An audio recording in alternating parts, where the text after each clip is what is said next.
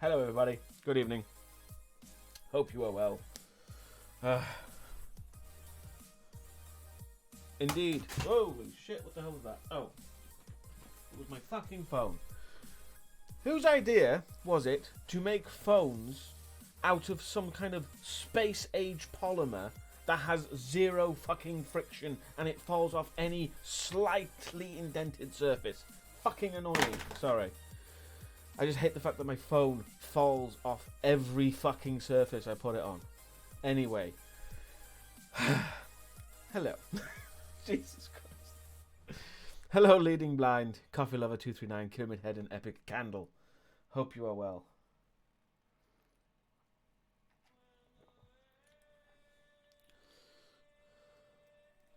Yeah, pretty much, Epic, pretty much. But seriously, the next phone I get, whenever that might be, I'm going to make sure that it's not like encased in glass that has zero amounts of fucking friction. It's like anti-friction. It's ridiculous. I hate having to use a case. Let's be honest, right? The only reason that you need a case nowadays is because they're designed to fail. Because you've got I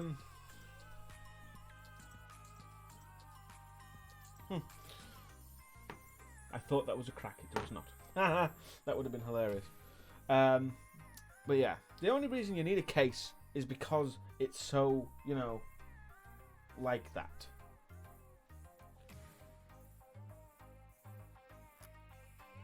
Hello, Cosmic Summer.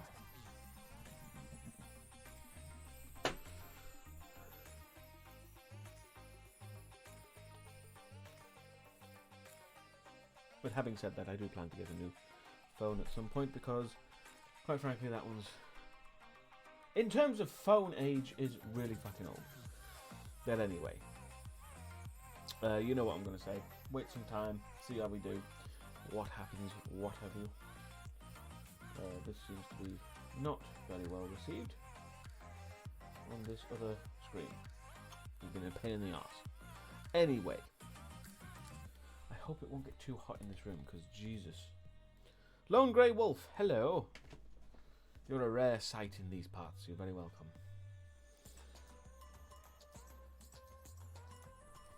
Also, if you have any ideas for what games you think I might play next, do let me know. I already have your suggestions, Leading Blind, so you do not need to suggest them again. Anything that hasn't been suggested before, I should stipulate.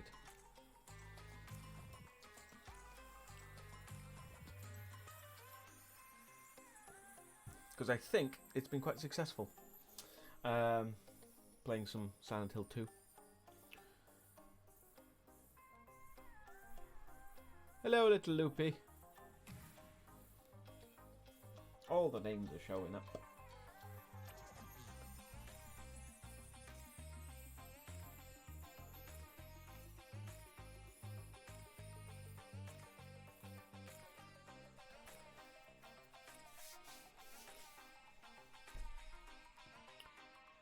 Ooh, what's the music like? Kind of lyric-y. Let's just keep it like that. Yes. Well, it's the conclusion. You'd think people would show up for the conclusion.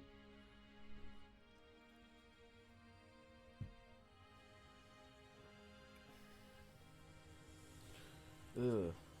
Don't like that name. That genuinely sounds like some kind of death cult. Deus Squad. Basically because you are saying the God Squad. And that has horrific implications, as far as I'm concerned.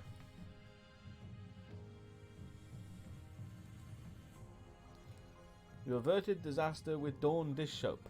Leading Blind, now sponsored by Dawn.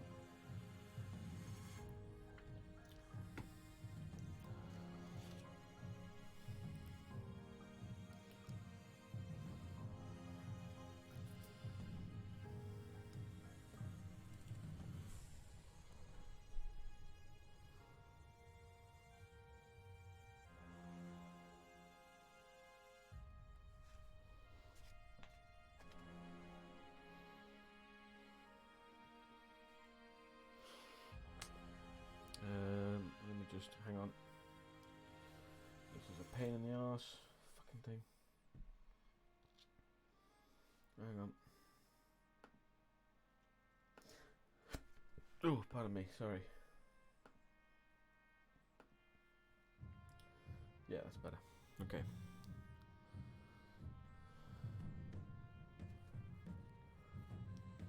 Yeah, it kind of does. And have you seen Christian broadcasting? It's fucking ridiculous. Have you ever watched Bible Man? Christ. Don't.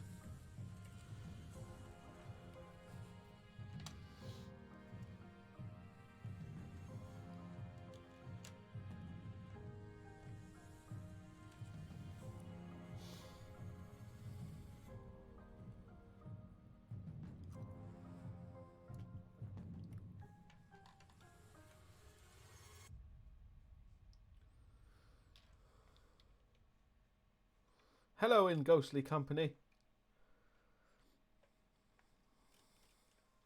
And Jin Pan Feather, hello.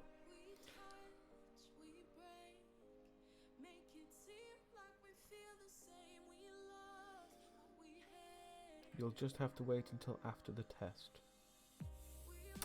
You got lyrics? Fuck off. What the fuck? No, piss off. Just random fucking Christmas music thrown in there for no reason. Just to throw you off. To make sure you're paying attention.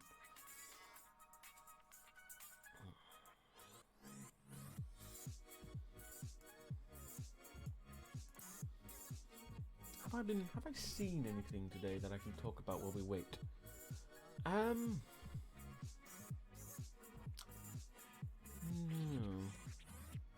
Gotta be honest, all I've been doing is playing The Last of Us Part 2. Which I'm not going to talk about in any great length. Because it seems to be a bit of a minefield for spoilers. So I will avoid at all costs. But I highly recommend it. That I will say. I highly recommend it.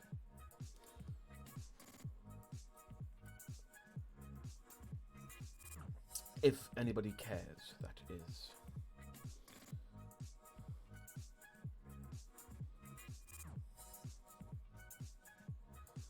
Fair enough, leading blind.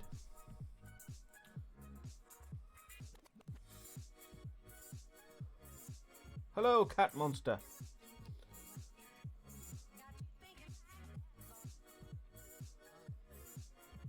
Ah, you've been enjoying it too in Ghostly Company. Excellent.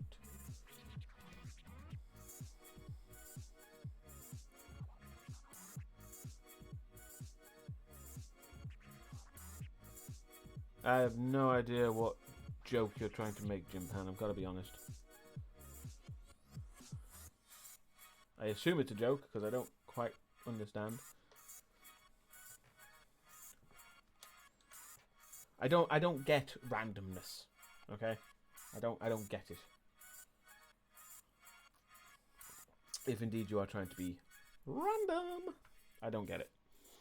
Never have, never will. That's why I can't watch certain the comedy programs of that type, because they never appeal to me. Like the Mighty Boosh, I like the Mighty Boosh for the songs, some of the songs, but the majority of their random bullshit, I don't really care. Sometimes it works, most of the time it's just random bullshit. Oh, you're just quoting Half-Life Scientists for no particular reason. That sums it up. I would recommend watching The Itcher. You gotta watch The Itcher. That is Itcher with an H.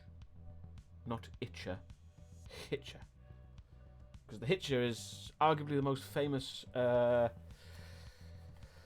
aspect of the Boosh. I should know. I used them in the video. I specifically used the Hitcher in the video as well. With his eels.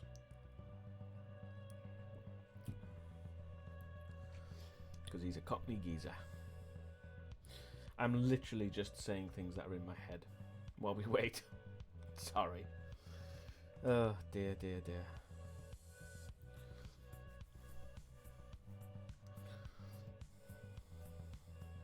Yeah, I don't understand that. I don't understand why Old Greg is the one that people remember, because it's not particularly funny. It's just a bit weird. But The Hitcher is actually quite funny sometimes.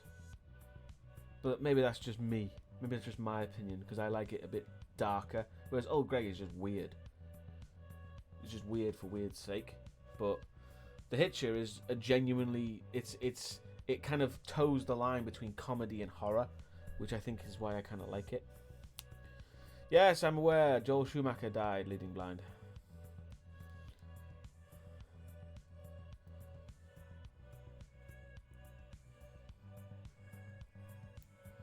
Methinks, little Loopy, that's not a very good thing. I mean, have you seen the Jim Carrey film?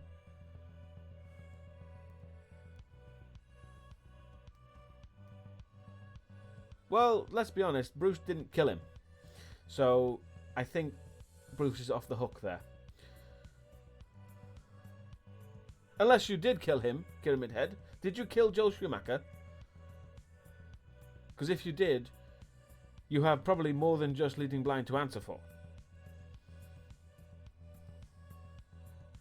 Not the movie The Hitcher, Jim Pan. Nothing to do with that.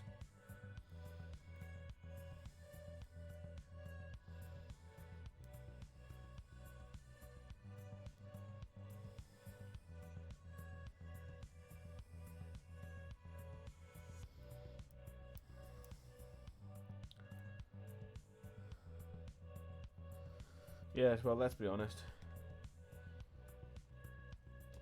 Certainly more people deserve it.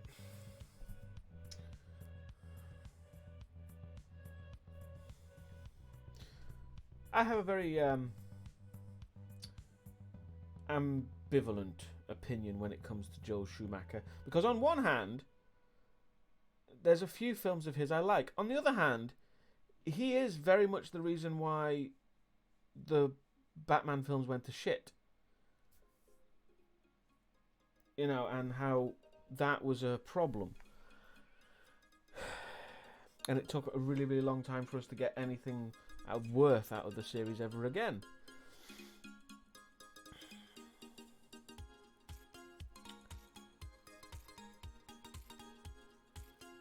But, you know, I like Phone Booth. Phone Booth's a really good film. And one film that I think doesn't really get enough recognition for being quite unusual, because I think it actually takes quite a lot of skill, pardon me, to make a film that's literally just one location, and that's it. One location, the entire movie. And nothing else. All it was done was through camera angles and, quite frankly, impressive acting on everyone's part. It's just a brilliant film with a, you know, just perfectly made. You know, it's not a perfect film, obviously, but it's perfectly made premise, and it's executed perfectly. It's such a great idea. Hitchcock, that's the word. It is very Hitchcockian. Thank you. It's a fantastic film, and it's the film that introduced me to Colin Farrell, because that was the first Colin Farrell film I ever saw, and it kind of it really did show his acting chops in that.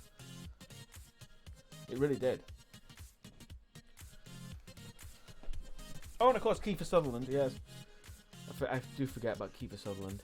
I mean, to be honest, when you think about it, you could easily make sequels to Phone Booth. Easily make sequels to that. You know, just escalate the premise, have the same bad guy. You could totally do a whole series of films like that. Might get a little bit old after 2 or 3, but you could definitely sequelize that. And it would be interesting. He's kind of a... When you think about it, the bad guy of Phone Booth is kind of like a less homicidal Jigsaw, or at least a less violent Jigsaw. You know?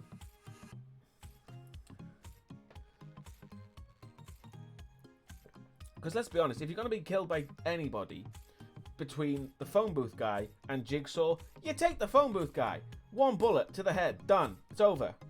Jigsaw, he's going to make the fucking thing last. Because he's a sick motherfucker.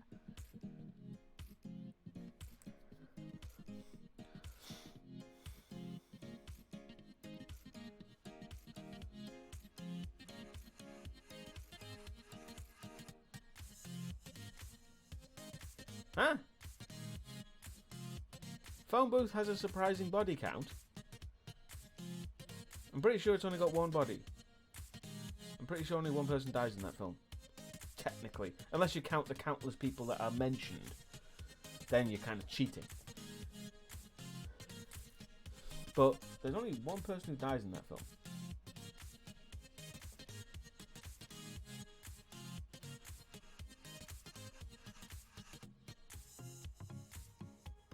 Right. Oh wait, no, 2 people die. Yeah, 2 people die because... Oh, I'm not going to say it because it's a spoiler. But yeah, 2 people die.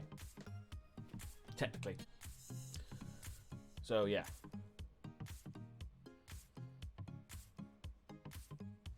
Also, isn't Katie Holmes in that film? I think she is, isn't she? I'm fairly certain Katie Holmes is in Phone Booth. Yes? Yes, she is. I thought she was. It's hard to remember because every other character is like... oh, and yes, Forrest Whitaker. Yes. Forrest Whitaker's really fucking good in that film as well, actually. From what I remember. I actually really kind of... The word is gravitate. You know, that's the kind of poncy word people say about actors and characters in movies. But I did gravitate to the character of Forrest Whitaker because he plays it so well as a guy. He's a cop, and he plays it like this guy's fucking nuts, but I have to kind of go along with the shit he's saying, and it's got this weird kind of back and forth thing. It's really well done.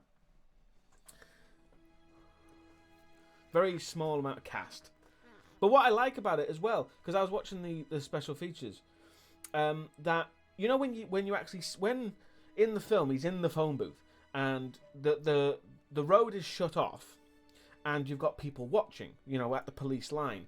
And yes, they're actors, but they were still watching what was happening in real time. So it was almost like a play on the street for them, which is a really interesting concept because they filmed it in chronological order. And I really like that idea.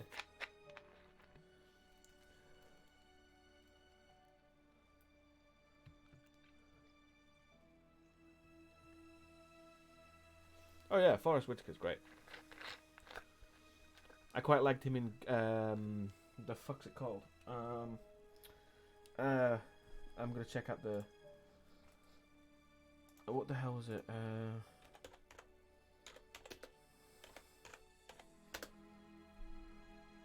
Yeah, Ghost Dog. Weird name, but Ghost Dog is actually a pretty damn good film, and in some ways can be compared to films like John Wick. And I really quite liked Ghost Dog, mainly because it used Hagakure, the book Hagakure in a sort of not too positive light because it's about assassination, but it actually extolled the virtues of Hagakure, which I have read. I have a version of it somewhere, I think. But Hagakure is basically the book. That the code of the samurai, basically, and there is actually quite a lot of really useful life advice in that book. Also, Hagakure means in the shadow of leaves, which is just a really nice word. But yeah, because in the book it says things like, obviously it says it in a very poetic way, in a much better way than I'm putting it, but it basically says, don't attribute miracles to coincidence. Which, let's be honest, is some pretty fucking good advice. Especially coming from, you know, the 16th century or whatever it was. I can't remember. It's pretty impressive. And of course, it always make sure you have your makeup and perfume on. And yes, it's talking to men. Hello, Ashura of Cappadocia. Right. You're not late. I haven't even started yet. You're fine. Sam's. I'm just going to call you Sam. I'm going to omit the numbers if that's okay. Hello, Sam. You're very welcome. But yes, in conclusion, watch Ghost Dog. It's a good film. And Captain Papercut. Hello. A lot of people are showing up. So anyway, I'm going to start the game because I'm pretty sure we're going to finish it pretty quickly, and then we can just chat shit for the rest of the stream, and I'll figure out what to play tomorrow. Yeah, let me get the music. There we go. Oh, I need me Stream Deck. Yeah, I figured I'd be very near the end, but fuck it.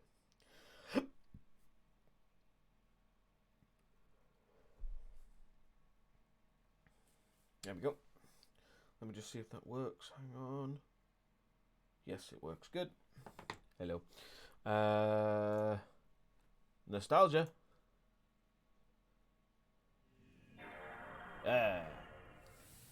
Okay. Oh. Controller would be helpful.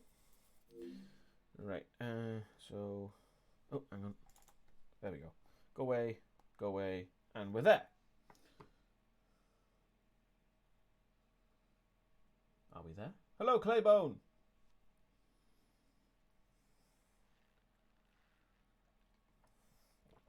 Yes, I'm glad as well. Right, headphones will be helpful.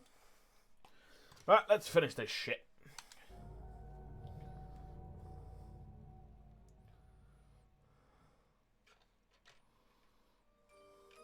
Oh yeah, the creepy fucking...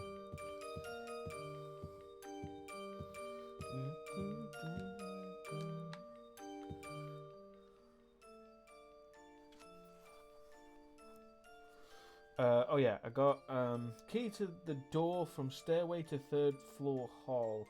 Oh yeah, okay. And then 312. 312.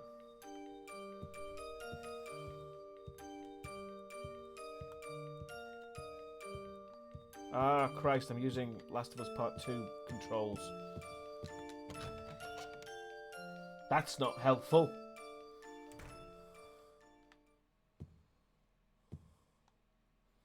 I keep expecting to zoom in and run with the shoulder buttons. It's not good. What is the... what? That's the run. Oh, I'm all flummoxed. This is not a good idea. I shouldn't have done that. Hang on.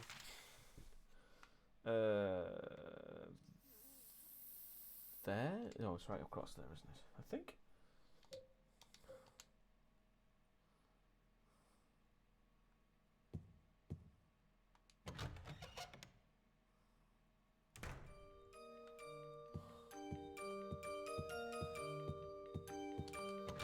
Potentially, Sam. Also, you probably weren't here when I set the moratorium, but I have put a moratorium on anything about The Last of Us Part 2 because some people want to play it and not be spoiled by it, so I'm just being courteous to them. So let's be in broad strokes. Don't apologise, it's fine because you didn't know. I'm just outlining it now because I just don't want to, you know, do anything like that.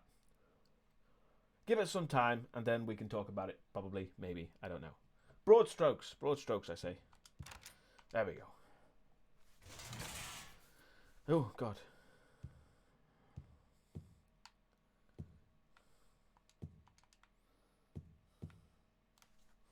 No worries. Oh, Jesus, it's right there. That makes me worried. I'm going to explore. There we go. That's a bit ominous.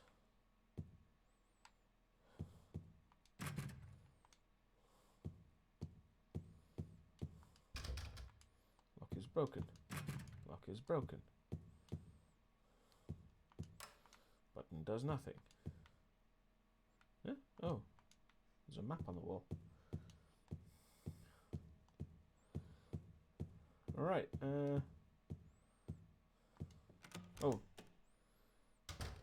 this the right room? Yeah, 3. Yeah. Yes, because it's the only one that's... It's the only one I can use. Okay, good. Right. Gotta be honest, it's not as remarkable as I was expecting. I thought it was going to be something a bit more special. Something interesting on the memo pad. It's got a bloody big balcony. It's got a TV. But no tea and coffee making facilities.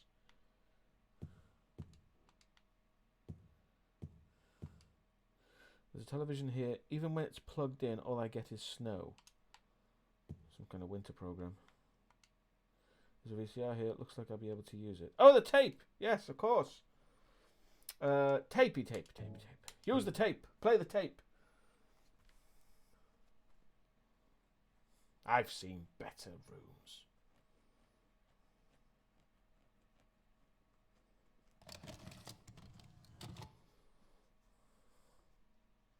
Oh. Are you taping again? Come on. It's John Wick's phone. I don't know why, but I just love it here. It's so peaceful. You know what I heard?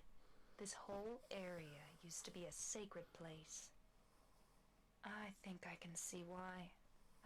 It's too bad we have to leave. Please promise you'll take me again, James. Oh, you're doing a cough nowadays. Fucking hell. Ooh.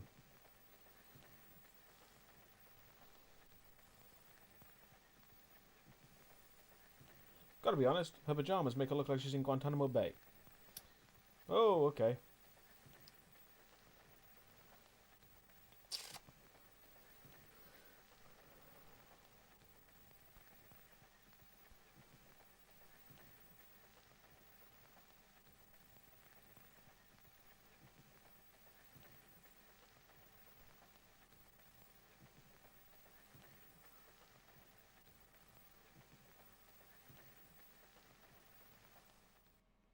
Oh yeah, sorry.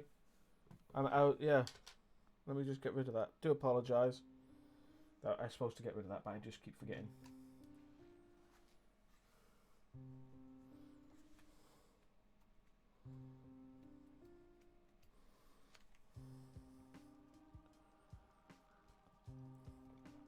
I'm not surprised, by the way, because obviously this is one of the things I knew about this game. Yeah. I didn't know the difference, so yeah, this probably is the censored version. But I already knew. That one I knew.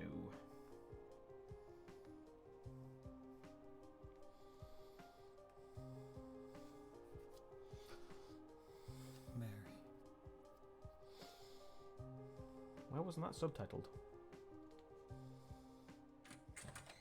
Oh, Christ. So there you are, James. Did you get the letter? Did you find Mary? If not, let's get going already, okay? Laura.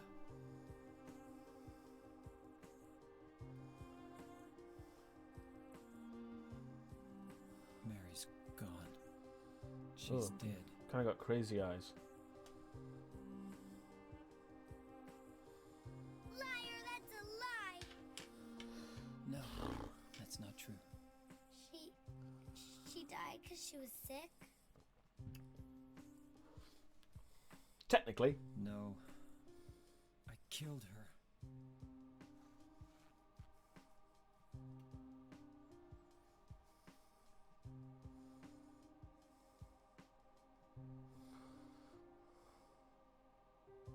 You killer! Why'd you do it? I hate you! I want her back! Give God. her back to me! I knew it! You didn't care about her! I hate you, James! I hate you! I hate you! I hate you!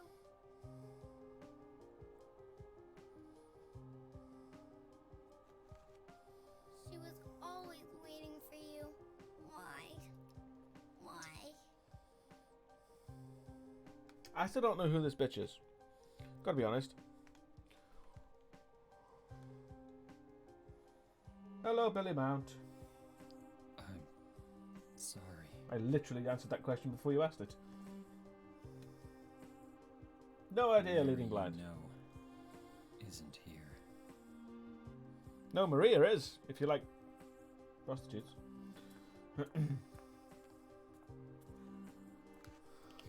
I know she isn't technically a prostitute.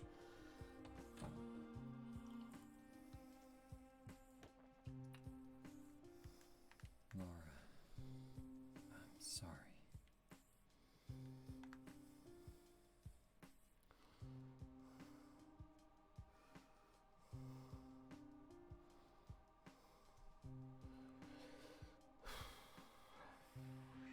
Oh, Christ. Don't do it.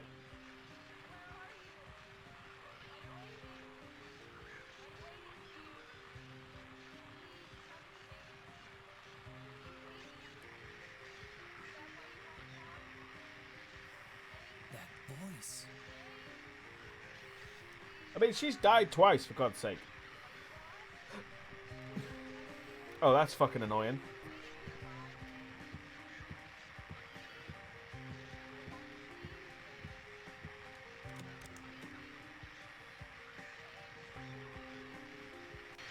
Oh, that's really annoying. Oh.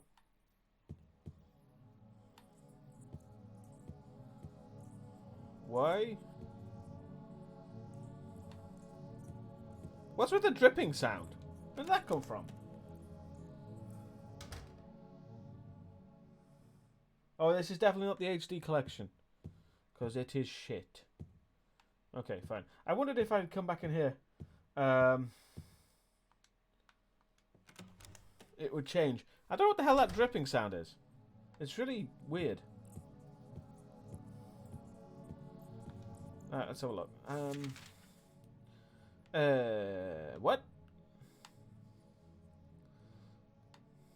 So now it started using purple? This far into the game and they've started changing the bloody marking system. Oh yeah, the fucking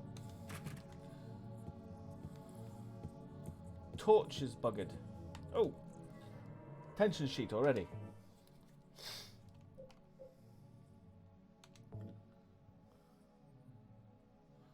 There we go. Ah, memory cards.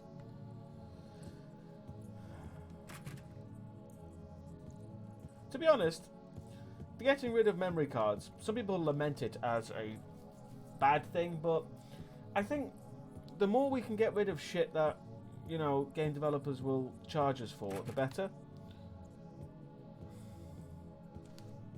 Unless it's Konami, where they literally charge you for save slots. Fuck them.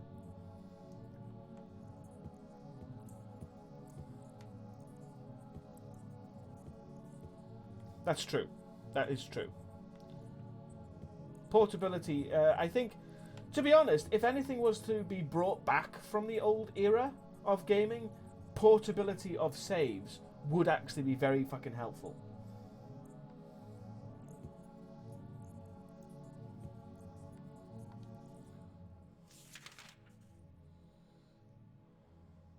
Why are they purple?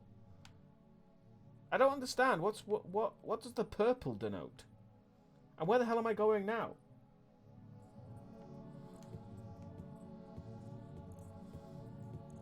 I'm just gonna go downstairs. Fuck it.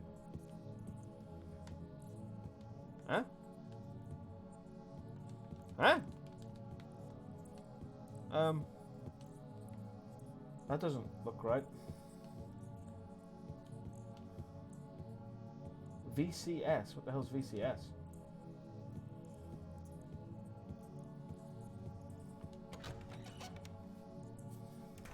Oh, Vice City Stories.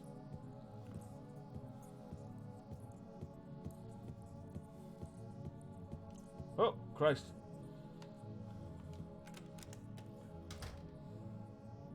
Oh, this place is getting more shit up. This is going to hell in a handbasket quite quickly.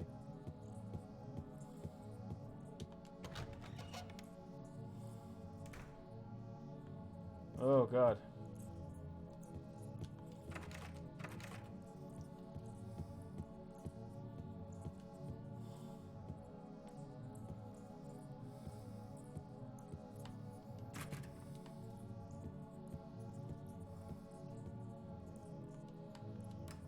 Ah.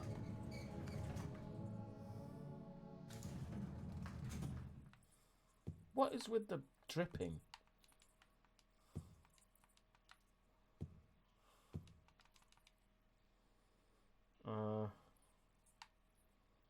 I was on floor 3, so basement, I guess.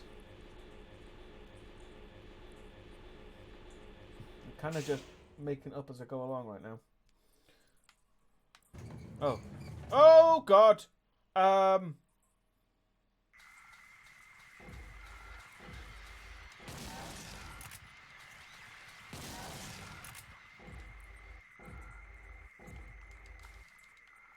What the hell was that?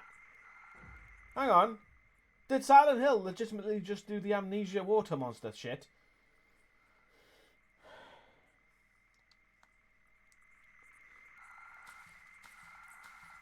Well, now we know where the dripping came from. If this was downpour, we'd be fucked. Oh, it was a crawling thing under the water. Okay. I was going to say. Why...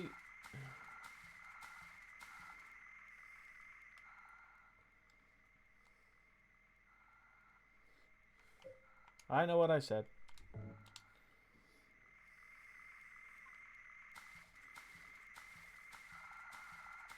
What's he looking at? Oh! Oh, shit. There's a crap ton of health drink. Oh, I am so fucked.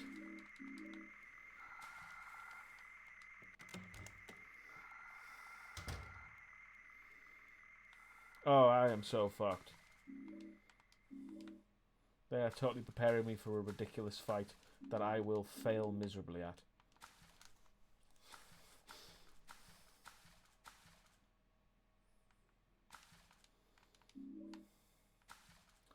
And I can get a light bulb if I want to.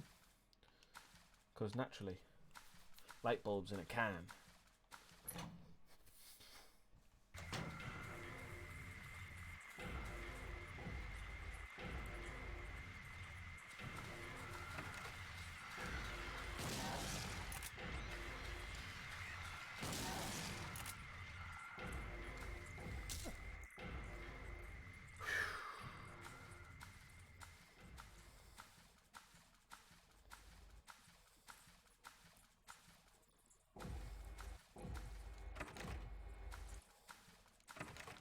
I genuinely don't really know where the hell I'm going. I'm kind of just making it up as I go along.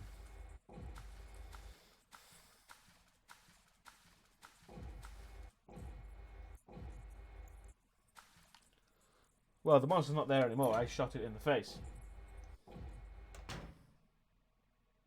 Oh, God! Okay, from water to fire. That's an unusual choice. Can I give you your fucking knife back yet? Legendary scene, apparently. Can't be that legendary, I don't know it. Mama! Mama, I was looking for you. Now Huh? I'm the only one left. Maybe then I can rest. Mama, why are you running away?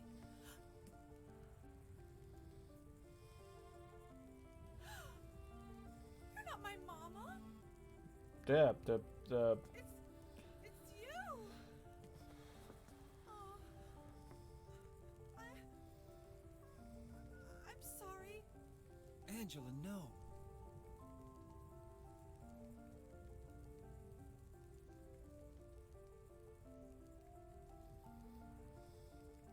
Thank you for saving me. But I wish you hadn't. Even Mama said it. I deserved what happened. No, Angela. That's wrong.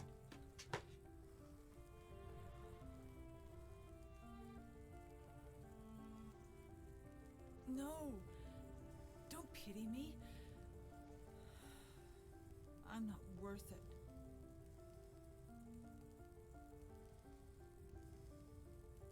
Or maybe you think you can save me. Will you love me? Take care feel all my pain?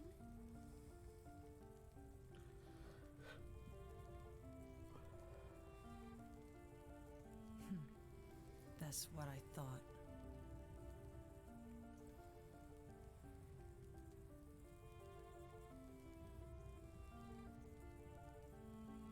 James, give me back that knife. No, it's about time. No. I won't. Saving it for yourself? I've got a few guns, I'm fine. Me? No. I'd never kill myself. Worst comes to worst, I can beat myself to death with a pipe. If one is inclined.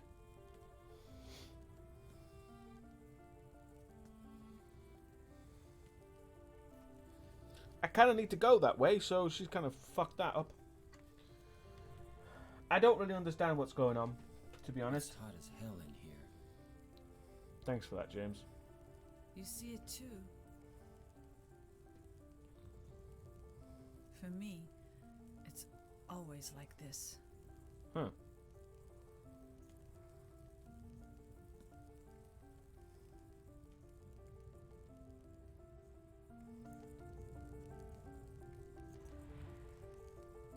Well, now what am I supposed to do? Go back into the... Can I... Hey! What? What? Okay, that was confusing. Okay.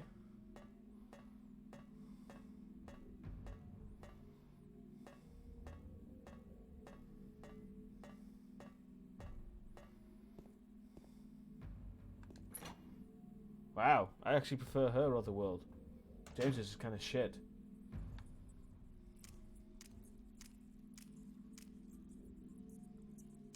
Oh, that's his footsteps. Oh, what's he looking at? What's he looking at? What are you looking at? Oh, rifle.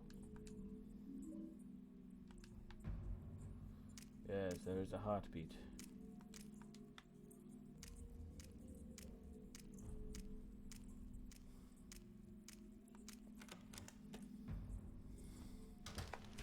Oh, God. Oh, fuck off.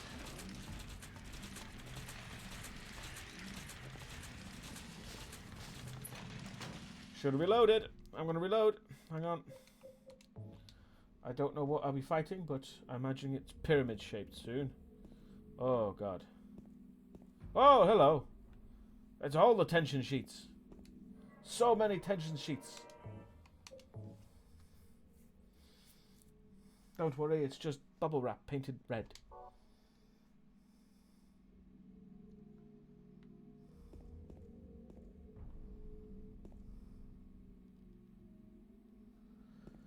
Right, okay. This is going to be a disaster.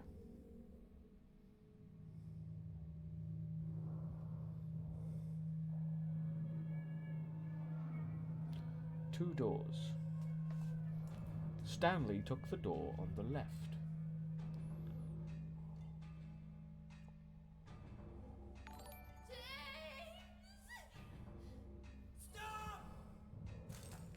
Oh, thank you for the follow, Alejandro. Oh. Oh, there's two of them now. Okay. Stabby, stabby. She's already died twice. Why?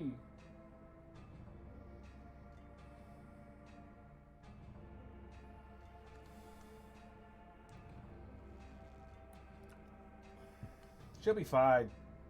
I was weak. That's why I needed you. What? Needed someone to punish me for my sins. But that's all over now. I Oh. know the truth. Oh, Christ. Now it's Don't time to fucking end dare. this. Don't you dare. Don't you dare, you bastards. Oh, you bastards. Oh, you motherfuckers, they've got a hell of a lot of reach.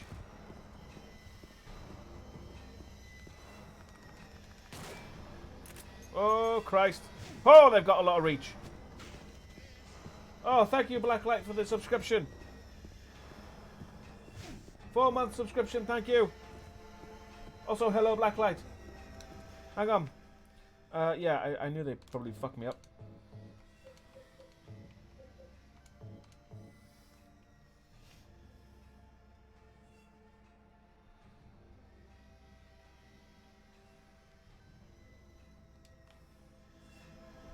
Right, hang on, I need something a bit quicker.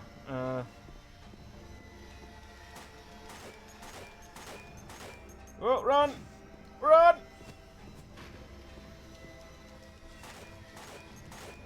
I can't kill him, though. Oh, shit, shit, shit. Ow, you fucker. How much damage did that do? No, not a lot. Okay, good. I got a shit ton. I want to be green. Right.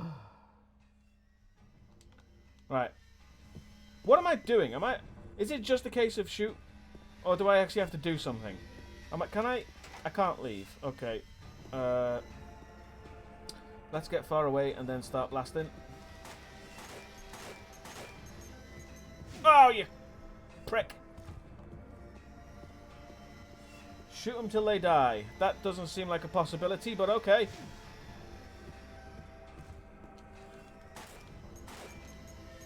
Oh, that was close. Ooh.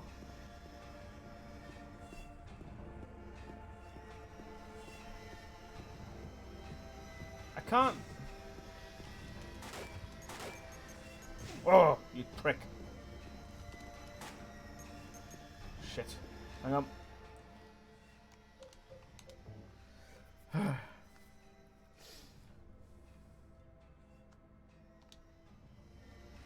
Give up? What are you talking about, give up?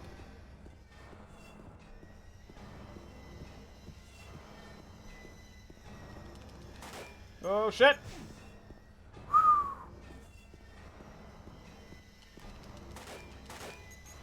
Shit. Them shambling arseholes.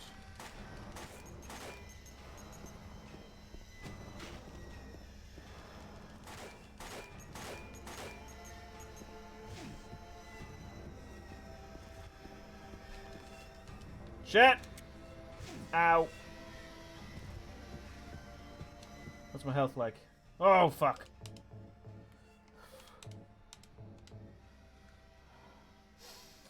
They do a shit ton of damage, admittedly.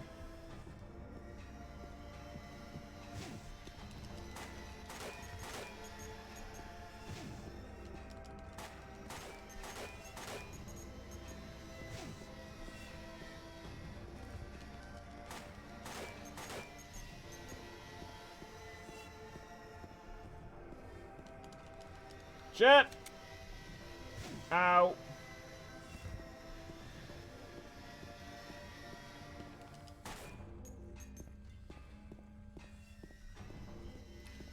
Okay, this is getting dull.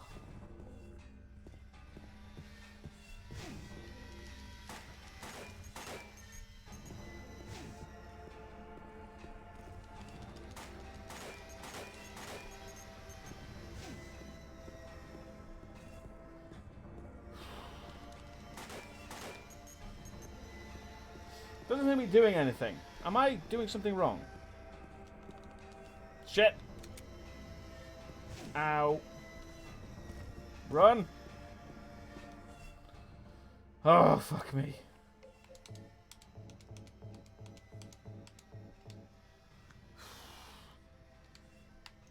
I got 4 ampules, which should tide me over at least a little bit as well. Whoa! It's the dodge that's really annoying.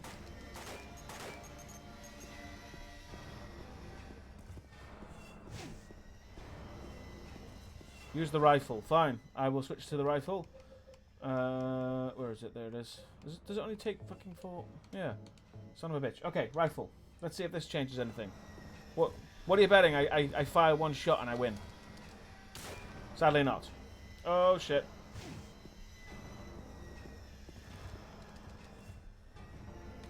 Well, that was fucking annoying. He takes so forever to fucking shoot.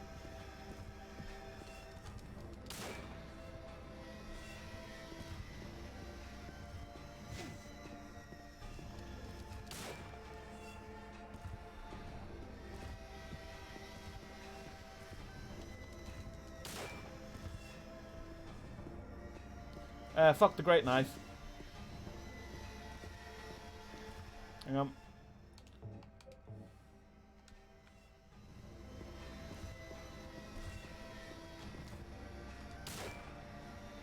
Ow. He is so shit. Oh, I didn't shoot. Right, hang on, let me kite them over here.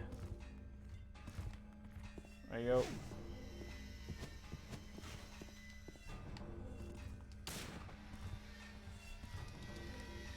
Fuck.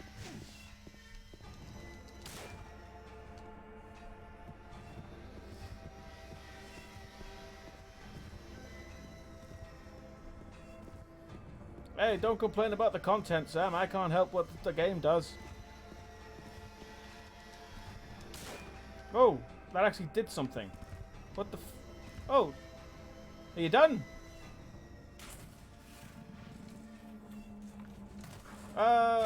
Well. Now they're T-posing. Okay. So they kind of rage quit.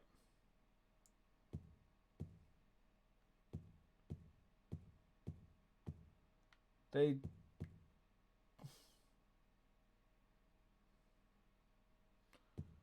just kind of, okay.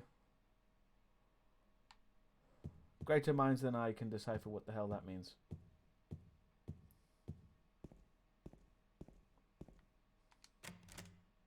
Huh? It just said it's locked. There's a round indentation in the door.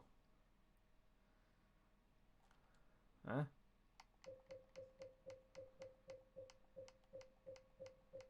I've got nothing that could be used for that.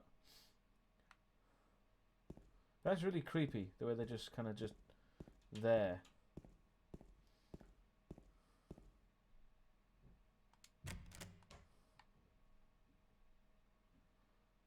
There's a round indentation in the door. Okay.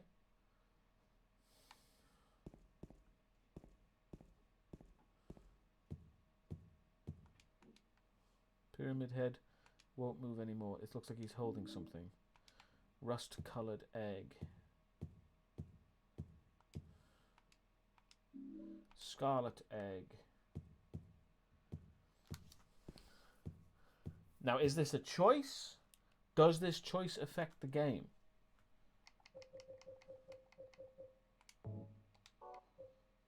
It's about the size of a quail's egg. Pyramid head was holding it.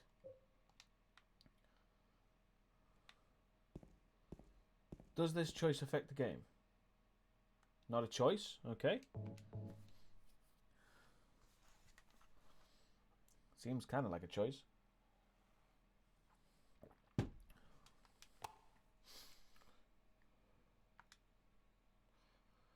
Okay.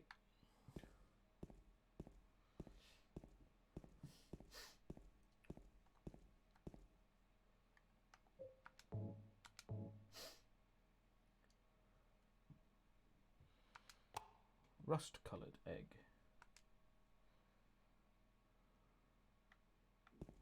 Didn't do anything. Oh.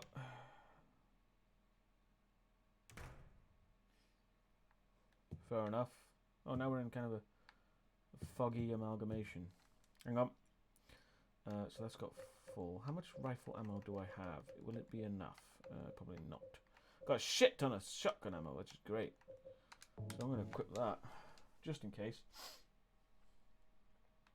Oh, health. There we go. I want to be full health.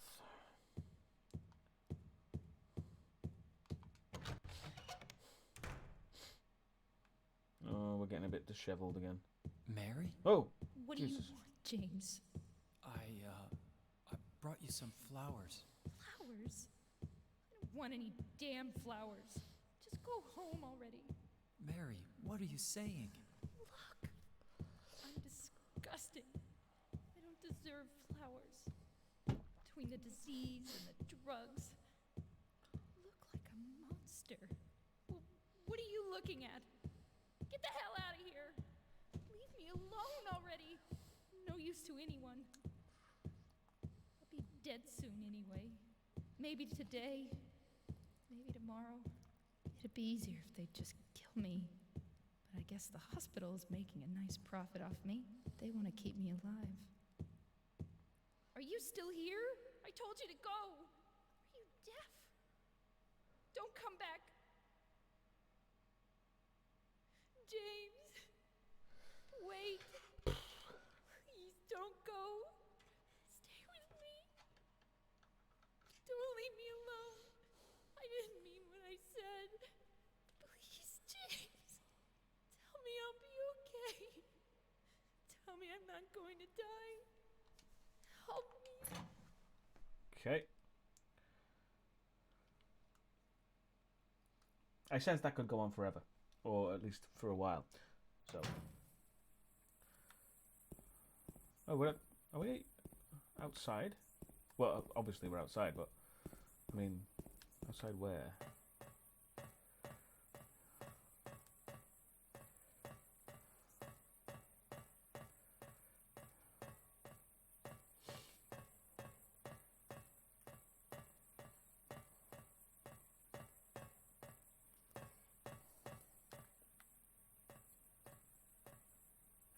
Listen, that whole thing is an ending condition. Fuck's sake.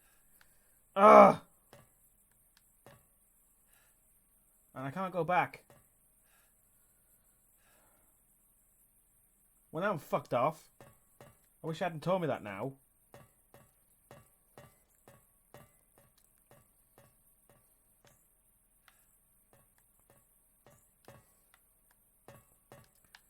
Oh. Well, that's disappeared.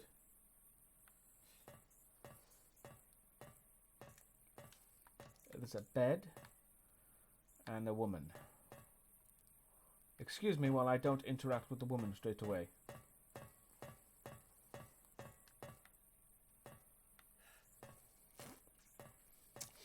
By the way, I sense that I might have sounded a bit too severe. I wasn't being serious, by the way.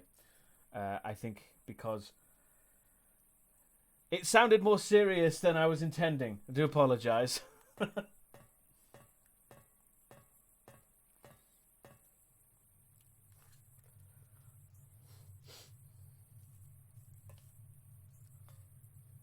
Mary? Oh.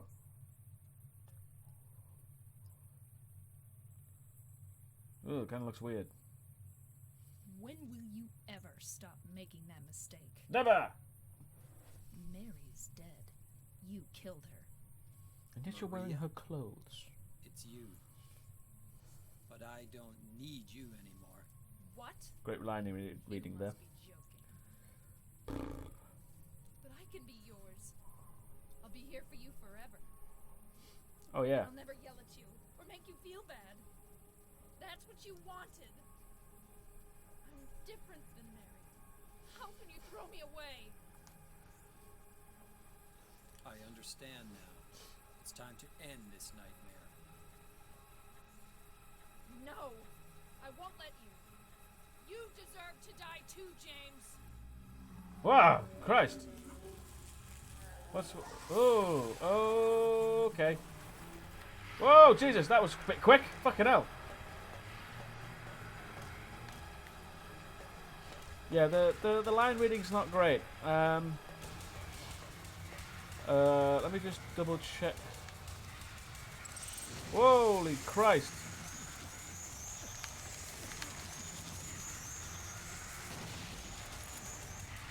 Ah! Okay. Hello, Jasper. Hang on. Okay, we're good for health. This is pretty much the last boss, so fuck it. Well, that was shit. Thanks, James.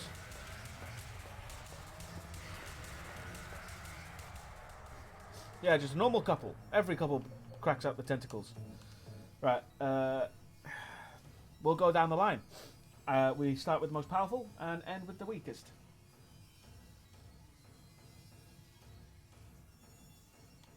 I know what you mean. I know what you mean, Ashura. Now, where are you?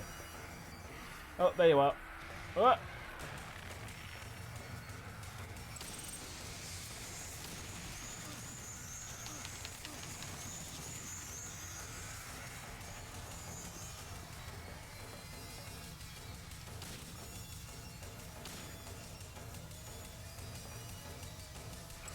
Oh god.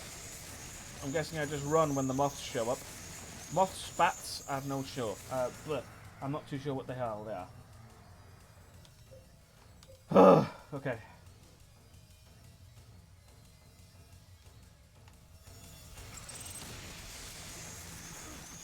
Ah, get off.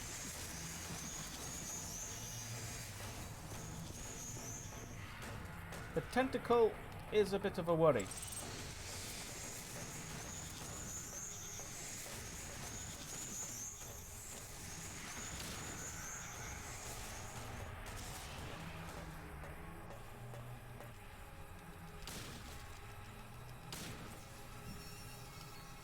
Shit.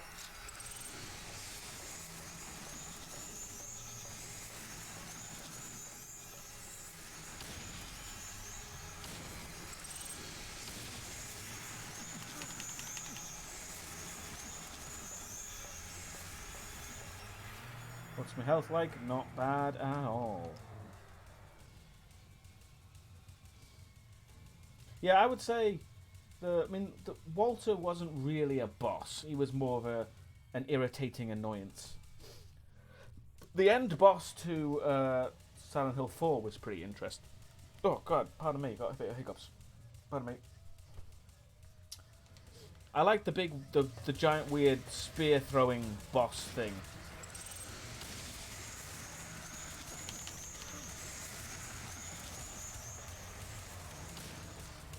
Oh, that was easy.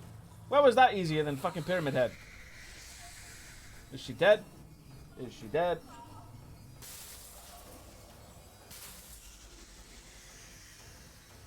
James.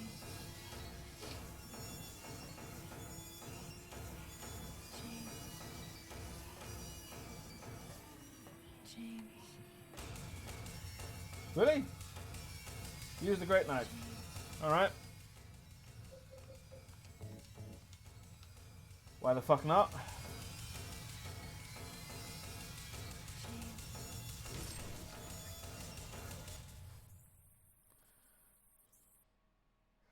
I mean, it was a nice way to end it, I guess. Very sort of poetic in a way. It's very quiet. Is this Mary? Oh, there you go.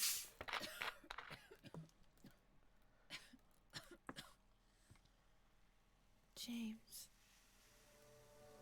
Forgive me.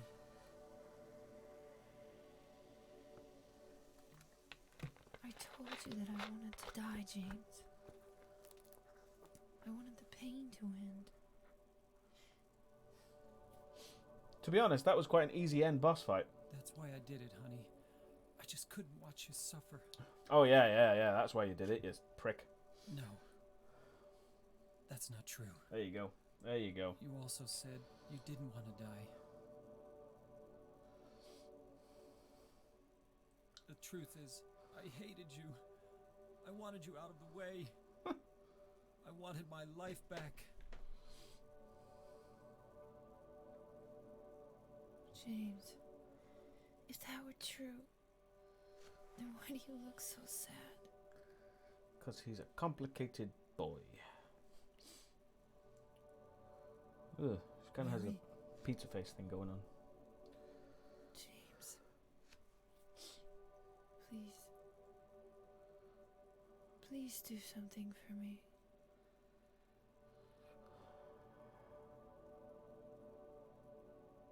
Go on with your life.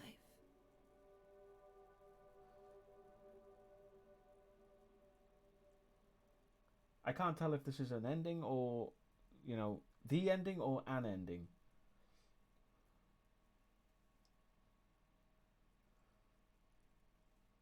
In my restless dreams, I remember I this. see that town. Silent Hill. I remember that saying. I got the good ending. I Hey! promised you'd take me there again Drinks all someday, round. but you never did. Well, I'm alone there now, in our special place, waiting for you. Waiting for you to come to see me. But you never do. And so I wait, wrapped in my cocoon of pain and loneliness. Wow, this is like very kind of emo. I know I've done a terrible thing to you. What? Something you'll never forgive me for. I wish I could change that. But I can't. I feel so pathetic and ugly laying here, waiting for you. Every day I stare up at the cracks in the ceiling, and all I can think about is how unfair it all is. But also, we should fix those cracks in the ceiling. The doctor came today. He told me I could go home for a short stay. It's not that I'm getting better. It's just that this may be my last chance. I think you know what I mean. This is depressing as fuck. Even so, I'm glad to be coming home. I've missed you terribly. I don't know. It doesn't look... By the way of a I'm face. afraid, James. I don't think so. But God knows. I'm afraid you don't really want me to come home. It's one of those... Whenever you come see me, Jesus, this goes on I forever. can tell how hard it is on you. I don't know if you hate me or pity me. Or maybe I just disgust you. It's one of those unspecified I'm sorry romantic about that. fiction diseases. When They I never first say. learned that I was going to die, I just didn't want to accept it. I was so angry all the time, and I struck out at everyone I loved most. Especially you, James.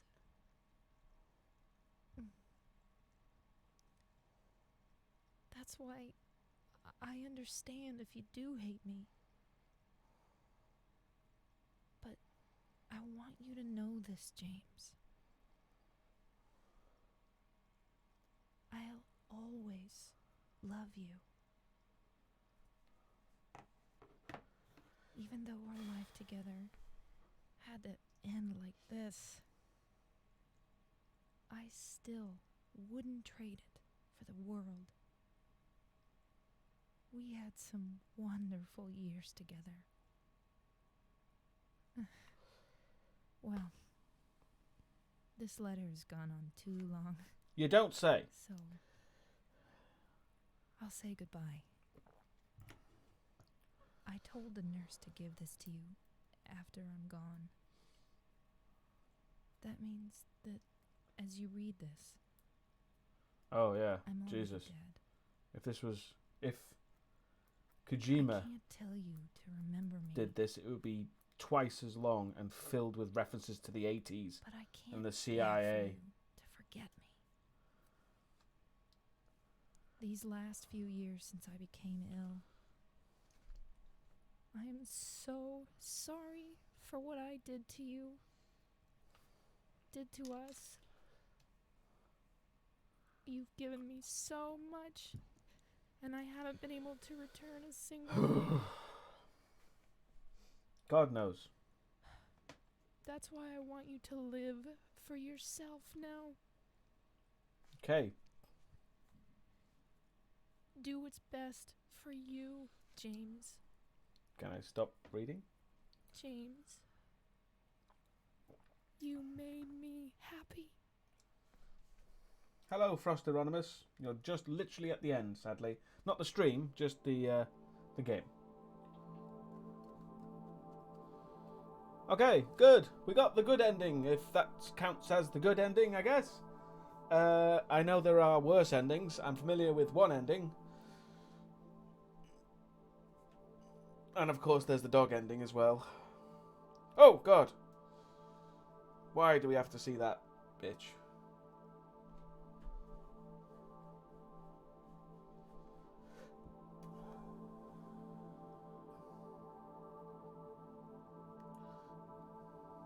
Oh, don't tell me there's fucking more.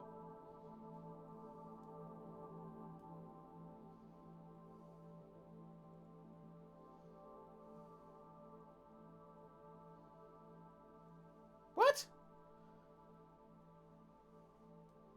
James is going to raise a random child that he's met on the streets of a deserted town. Methinks that's not exactly legal. Oh, God.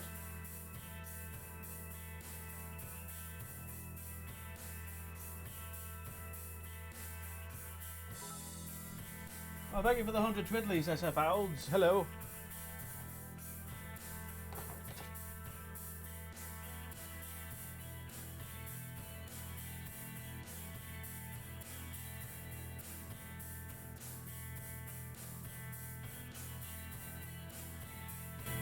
Let me just reduce that a bit.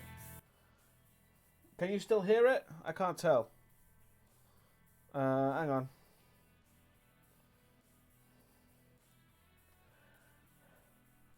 Faintly. Okay, good. You can hear it faintly. Barely. That's good. That's good.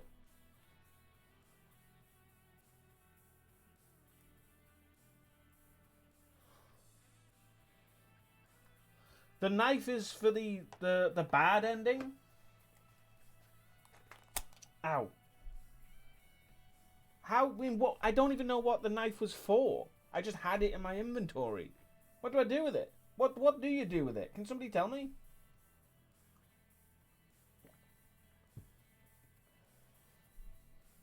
Nothing. Huh? Well, probably not, because I don't think I looked at the Mary photo fucking once.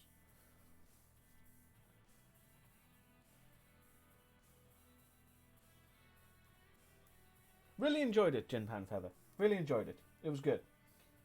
It does nothing. Examining it a lot pushes you. Oh, I see. Okay. If you examine the knife a lot, don't heal yourself quickly when you get injured. Those are two things that help lead to the bad ending. Fucking weird.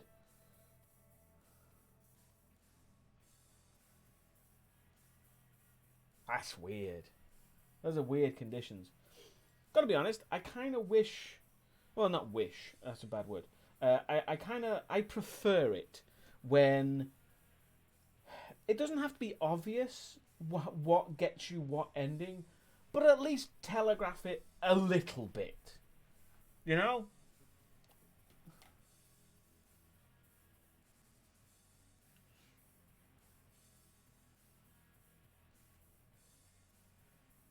If you're extra attentive. How the hell do you be extra attentive? What, just kind of just clicking on it when she's asleep or whatever? Or just kind of, I don't know, touching her? I don't know. These are really weird conditions.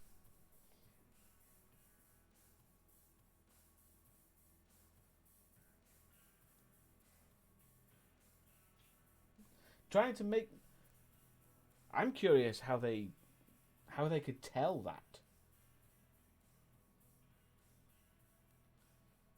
I mean, quite frankly, so basically the best way to get the best ending is to really not give a shit about things? Is that what you're saying to me?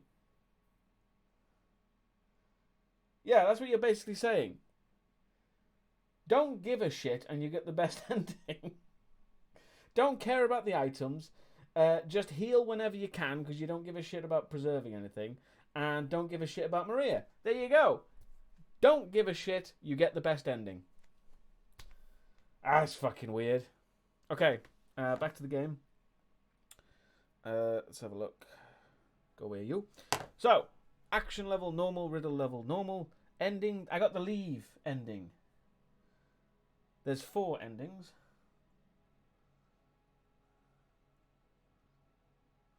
Okay. It's a bit of a thing. Wow, 9 stars. I mean, I have no idea what the stars mean.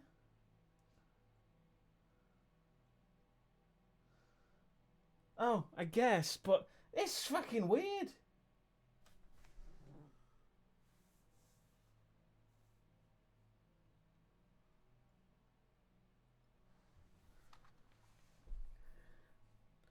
So 1 of 4 endings, 37 saves. Thank God saves wasn't a factor. 8 hours. That's actually not that long considering. Some games, let's be honest, nowadays games can go for like 40 hours.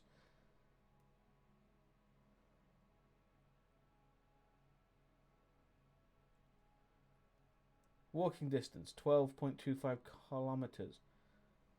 So I nearly ran as much as I walked. That's a bit weird. 229 items. Defeated enemies by shooting 10? Really? I only shot 10 enemies? That seems very surprising.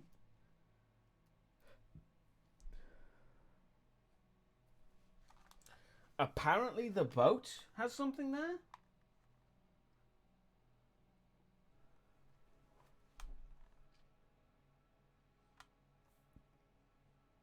The boat stage. Apparently they're putting a big stock in the boat. Oh, I see. Stomping them counts. I mean, that's a bit weird in itself.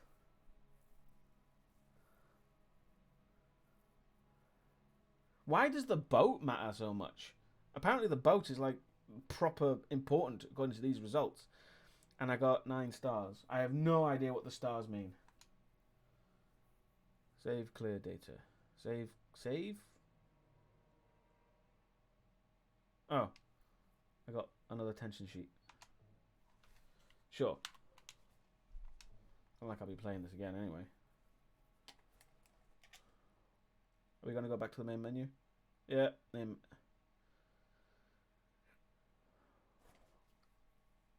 It's 4.5 stars. Okay.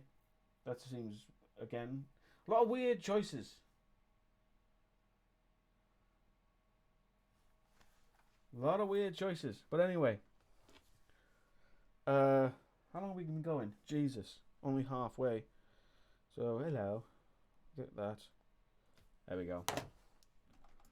So that was Silent Hill 2.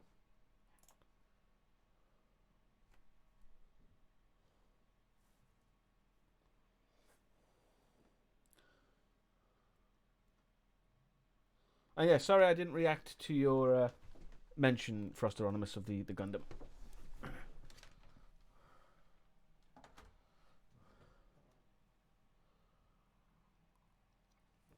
So anyway, that was Silent Hill 2. Really quite enjoyed it.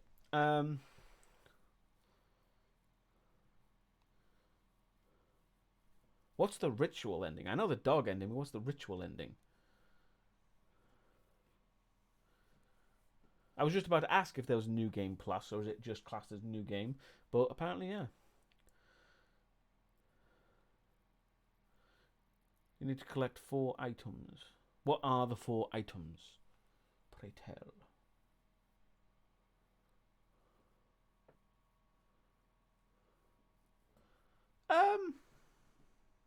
It's hard to say, really, if it's deserving of its reputation. I mean, the problem is, I can't really judge it by today's standards.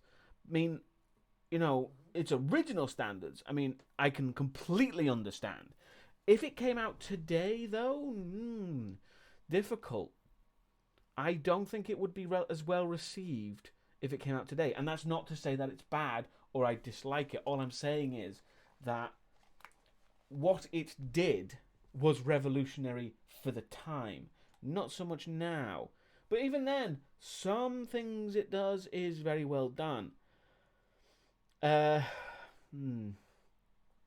Very difficult to say. I don't think you could bring it out today. I will say that. You gather 4 items throughout the game. If you get them, James tries to resurrect Mary. 2 books, a goblet, and white oil. I'm guessing it doesn't work, because that's a bit weird. But not unexpected.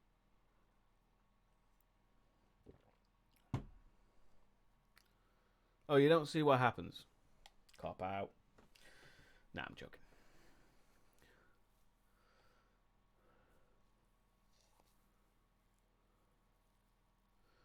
Yeah.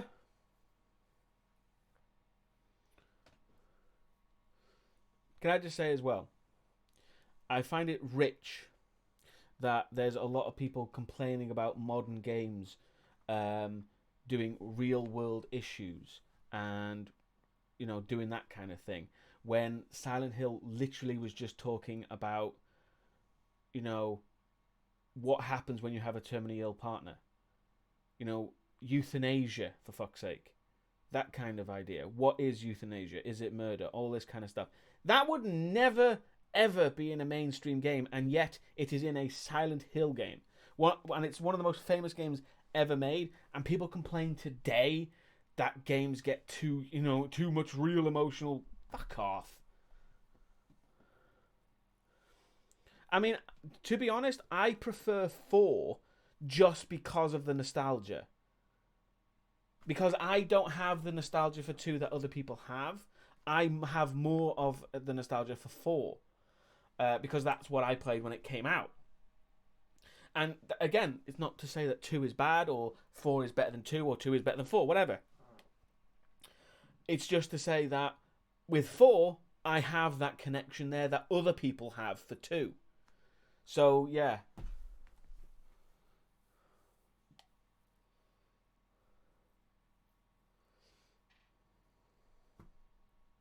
And I have also played 4 many times as well, because I actually quite enjoy it.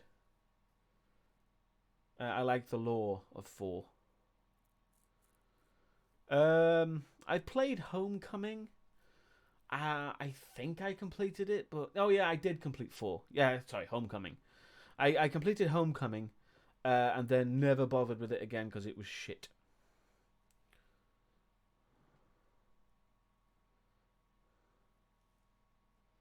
Gotta be honest, I kind of like the repeating of the levels in 4, but that's just me. I like callbacks, and I know it's not really a callback; it's just repeating. But I just liked it. I don't know why.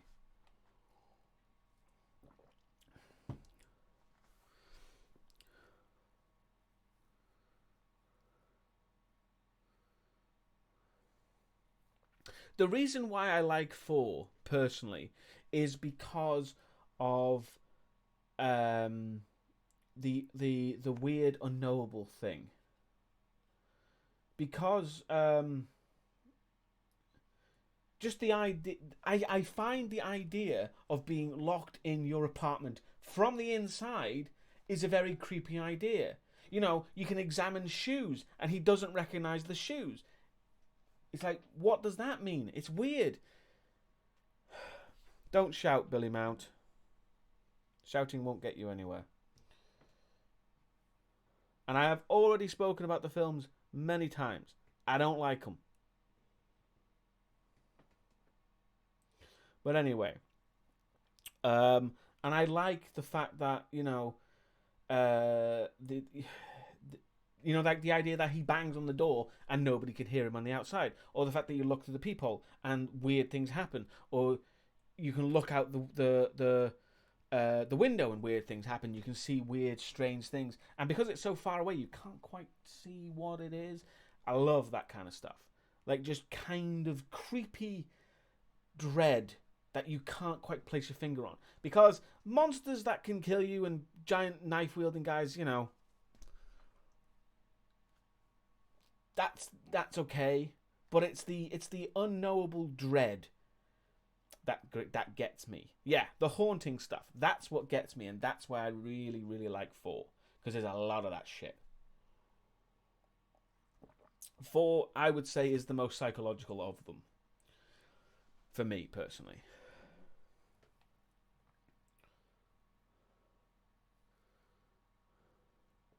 And I don't know why you say, am I still pissed about Silent Hills? Because I was never pissed off to begin with. So I don't understand where that question comes from. No, not really. Because games come and go. That's the way it goes. Who gives a fuck? Move on. There's always something else on the way.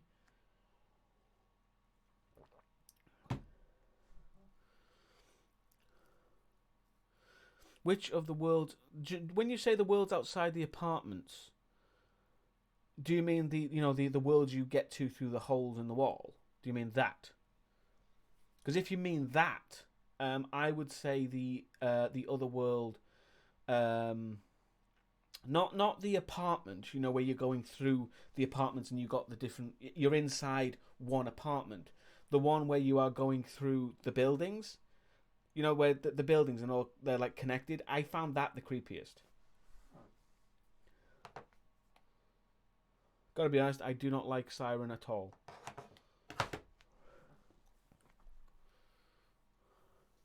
And yes, Henry's a twat.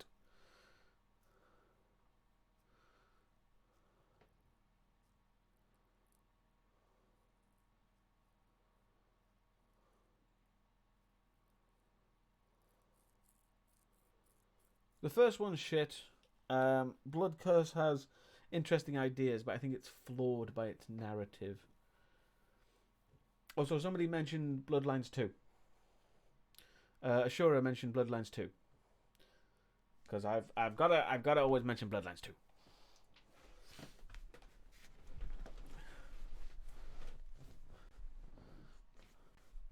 Isn't the forest in Silent Hill? I thought the forest was Silent Hill. It's certainly on the lake of Silent Hill because you can see it. I'm not too sure if that counts as Silent Hill, but it's close enough. It's outside the town. It's close enough. Meh. I kind of like the fact that it doesn't, rely on Silent Hill. Because again, this comes into the whole eldritch kind of psychological part of it. Because I like the concept of 4. Because in Silent Hill 4, it kind of implies that whatever is controlling the town, whatever is, in part of the town is now reaching out and starting to affect areas it has connections to. And once it does that, it'll carry on spreading throughout the world. That is a creepy concept. Parts of Homecoming take place in Silent Hill.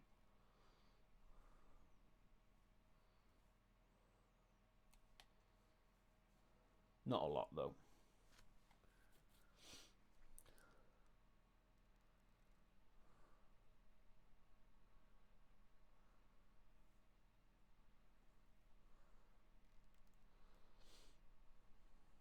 Oh, actually, hang on. Let me put music back on. There we go.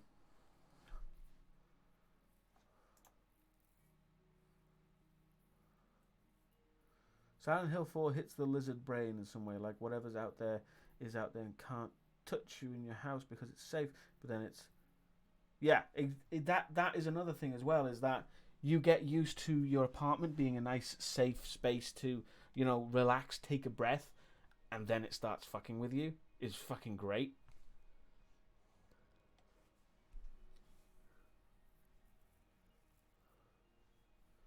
I have no fucking clue about Downpour. It wasn't very good, though.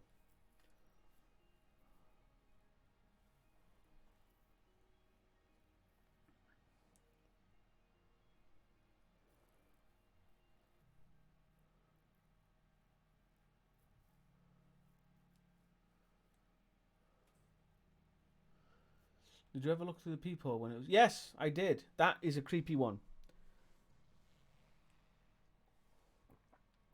Look through the peephole in Silent Hill 4 when it's haunted. When it starts... You can see a sort of trickle of blood coming from the peephole. If you look through, you can see your own character, Henry. You can see him on the other side. He's all bloodied and fucked up and he's ghost-like. That shit me up the first time I saw it.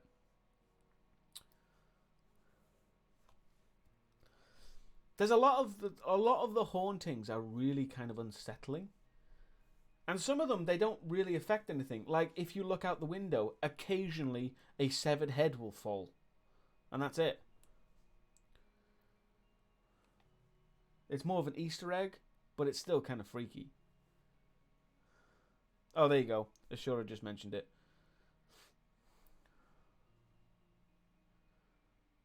I think I've seen the ghost head once, and it just kind of just fell.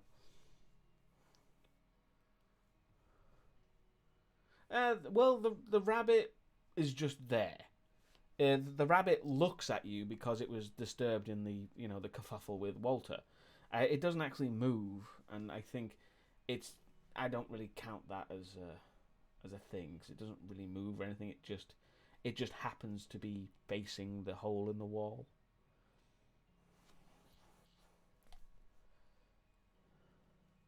It points at you, as in points at you.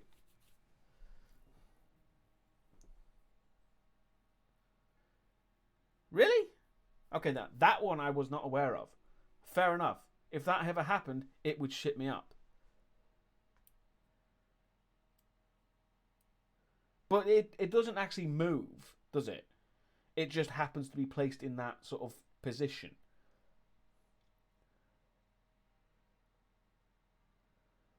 Does it? Do you actually see it move? Oh yeah. Okay. Yeah. Okay. Excuse me one moment. Hang on.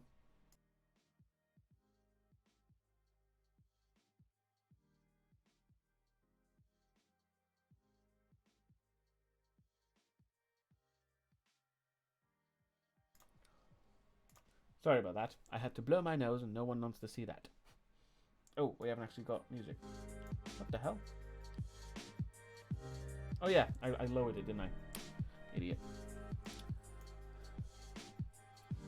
Oh yeah, the fact that the rabbit's mouth is always bloody is kind of weird.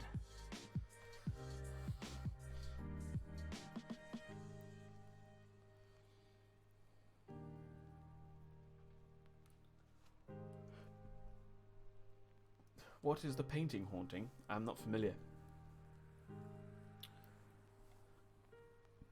I'm sure something happens with the painting, but I'm not familiar with that one.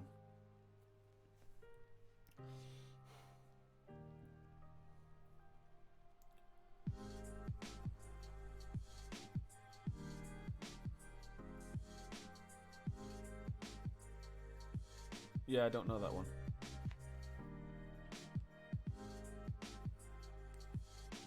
Oh, and I like the fact that when you actually look through the peephole, every time someone dies, there's another handprint on the wall.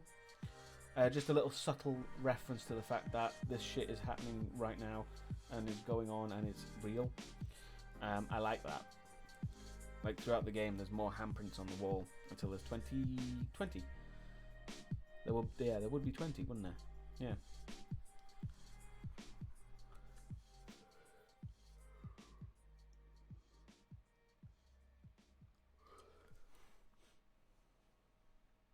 And I liked the little reveal, the 11121 thing. That was quite clever.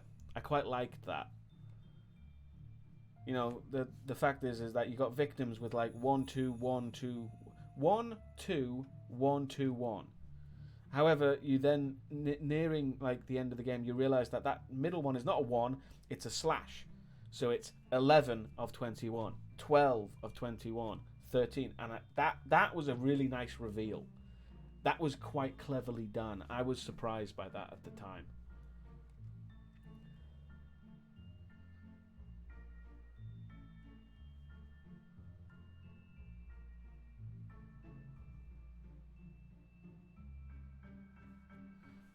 Well, you can't kill the ghosts. No, they are kind of a persistent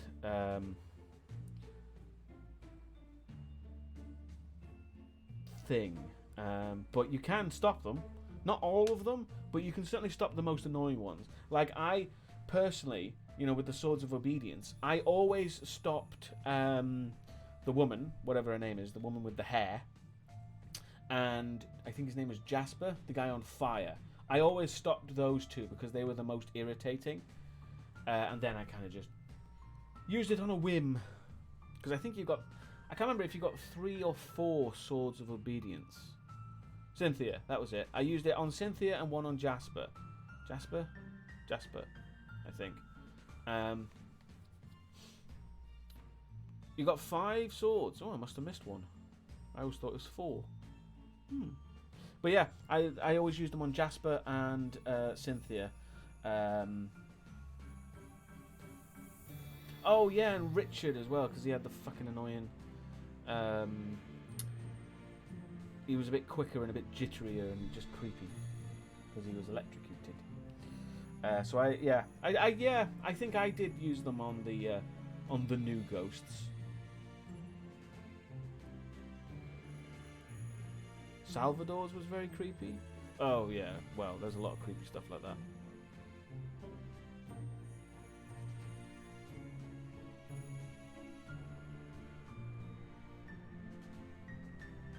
Yes, that's right. Because you have to pin him. And then you have 4 to use, yes.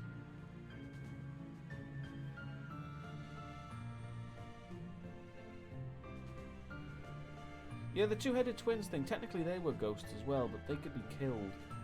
Yeah, because they were children, who the hell knows. But they weren't. I'm not too sure why they didn't choose to give them ghosts.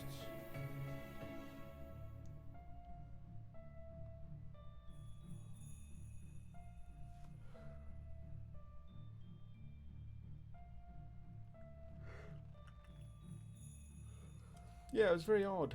Very odd choice. Let's be honest as well, the actual monsters of the game were kind of shit. Really. They had, what was it, dogs? Yeah, there you go.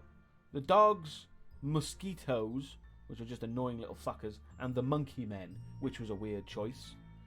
Oh, and the nurses, yeah, the nurses that burped when you hit them. That was fucking weird. Whose choice was that? Mosquitoes and the dogs were the most annoying, mainly because the monkey men don't show up that much. The monkey men don't show up until the apartment ones, and then they kind of just leave. And then the nurses were just annoying, and they kind of just burped when you hit them. Not even too sure why they use nurses. Is that really all the enemies, apart from the twins? Yeah, the patients, but they basically look like nurses, who cares? But is that really all the enemies? I might be misremembering them. I swear I remember something. Wasn't there a big one? Wasn't there a big one with arms? That kind of hit you with its weird arms?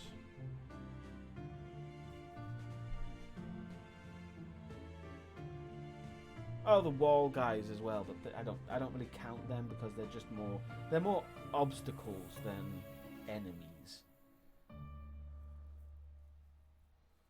But I swear I remember like a big hulking thing.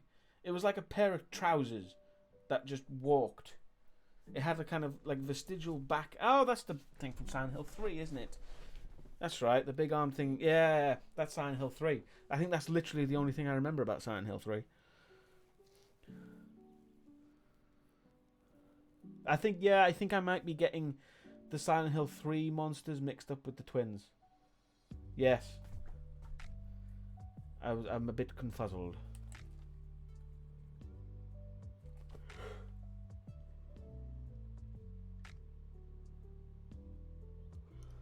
Yes, I did notice the weird creatures under the grates. I was going to ask that, but every time I kind of got distracted.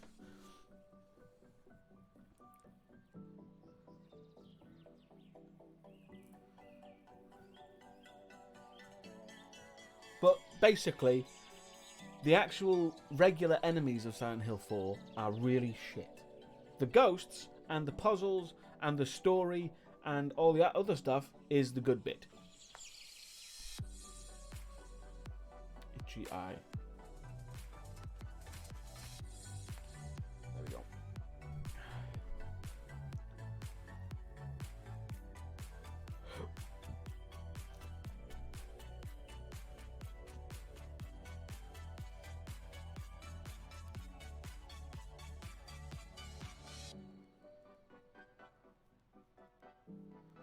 Yeah.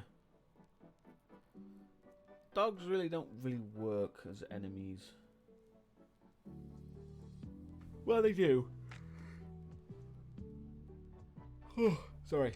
They work as enemies sparsely, but in Silent Hill 4, they literally would like throw 4 or 5 at you, and it just got really fucking annoying.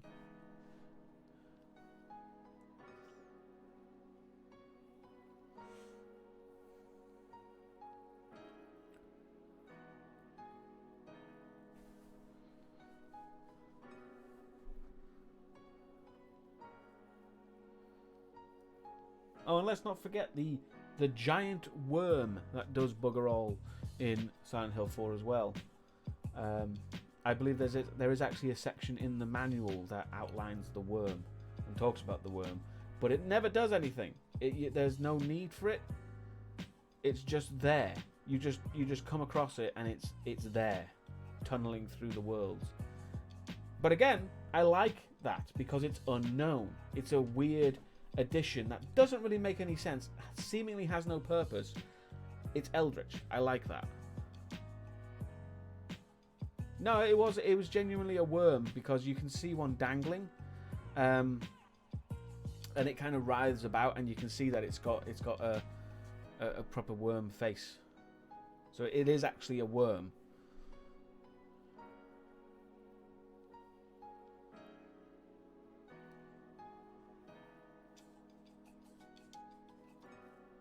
I'll have to take your word for that one, Frosteromus. I've never played Assassin's Creed 2.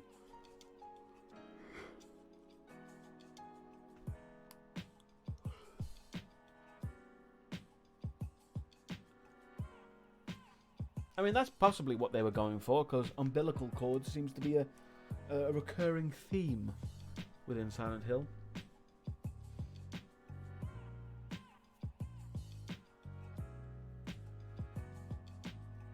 But anyway, one thing I wanted to do before I'm not ending anytime soon, but I need to figure out what game to play next because now I'm at a loss. To be honest, I kind of thought the game would last a little bit longer, but I need to play a game. I need more suggestions because people suggested Silent Hill 2. And it was a fucking good suggestion, so I'm hoping more people have good suggestions.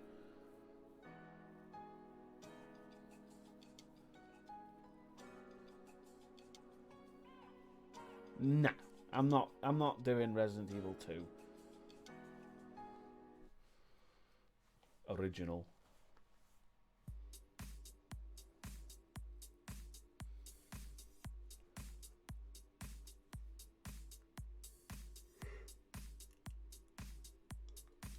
Mainly because, at least Silent Hill 2 looks decent, but we can all agree that classic Resident Evil 2 looks like crepe paper made from arse. Or rather, an arse made of crepe paper. Either way, it looks like arse.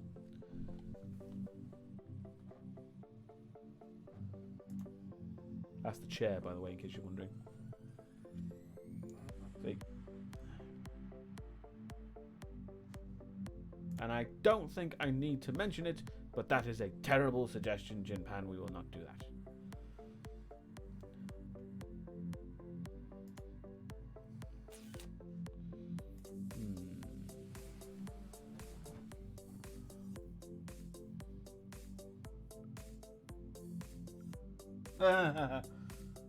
Creepy Watson, maybe. No. I don't know.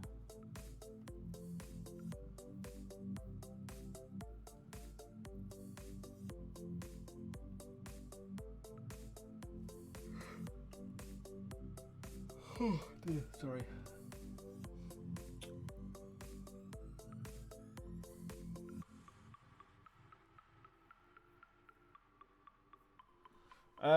I don't really have any sort of preference, Ashura. Any suggestions are good suggestions. Maybe I should annoy the fuck out of you and play In Verbis Virtus. And what's great is that 90% of you have no idea what In Verbis Virtus is. And that's what makes it funny.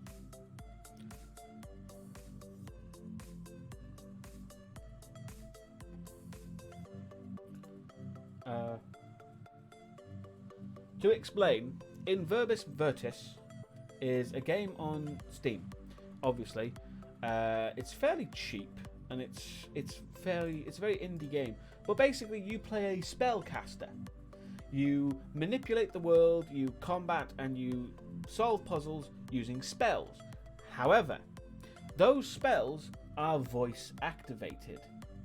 You need to have an active microphone and you literally say the spells to make them happen in the game. Wouldn't that be annoying as fuck for streaming? But if that sounds interesting to you, check it out, In Verbis Virtus on Steam. It's an original concept, I grant you, but for streaming, no.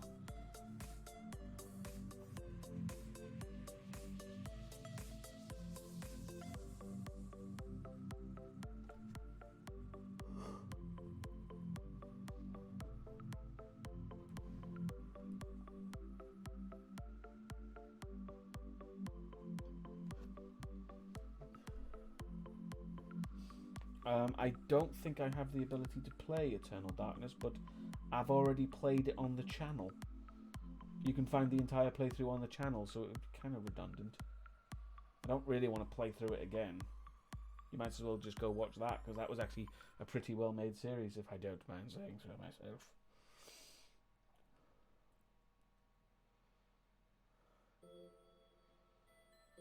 I played Predator Concrete Jungle. It was kind of meh.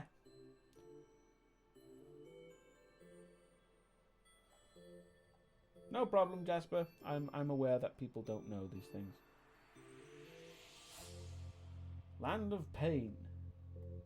Land of Pain.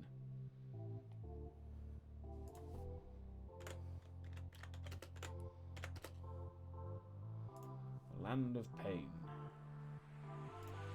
Looks, to be honest, like a crappy indie horror game. Land of Pain is a Lovecraftian horror adventure. Buzzword, buzzword. After something strange appears in the woods, Ghostbusters. Oh, sorry. You'll have to learn how to survive as you fend off a dark, disturbing evil. Flee from an unrelenting enemy, solve puzzles, and unravel the ancient mystery that's befallen this land. That is the vaguest fucking description I've ever read. That literally tells me nothing. It just says Lovecraftian horror where things in horror games happen.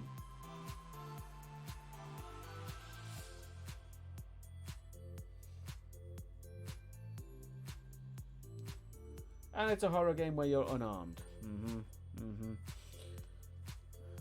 Not the original Aliens vs Predator, because that's just, nah. Definitely not. If you like In Verbis Virtus, Ashura, check it out. You might enjoy it. I'm not saying it's a bad game. All I'm saying is that it's not great for streaming.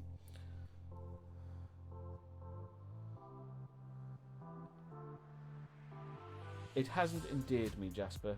I'll say that much. Of course I've played Bloodborne. I can't play it on stream though.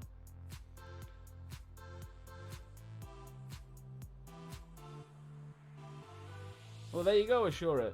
There is the game for you. I have presented it with you. If you play it, let me know what you think. Because I believe I enjoyed it at the time.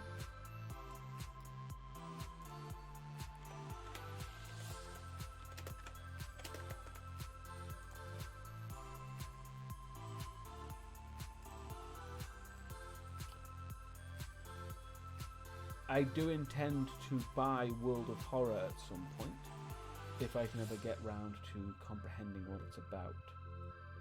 It's basically Junji Ito meets Lovecraft, and gotta be honest, not really a fan of Junji Ito. I found Uzumaki a bit not my kind of thing. I really didn't like Uzumaki. So I'm not too sure if I would enjoy World of Horror, because it just seems to be Uzumaki the game, which is weird because Uzumaki actually has a game.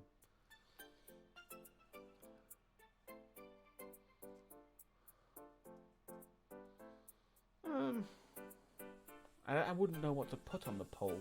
Unless I put literally everything I own. It seems a bit cumbersome.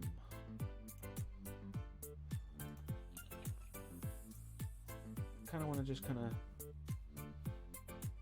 have a look through. Have a think.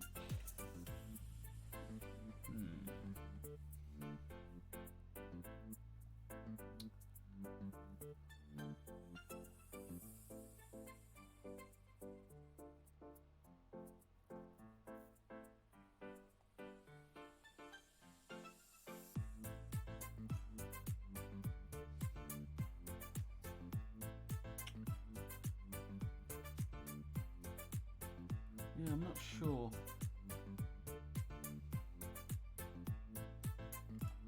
Because I kind of want to play something that has a bit of longevity. You know, I don't want to just play it once.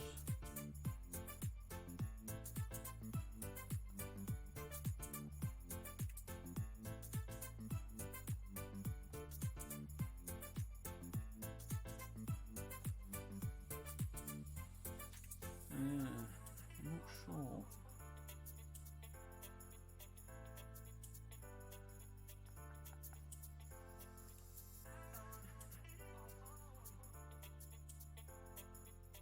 Yes, they are definitely PlayStation exclusive.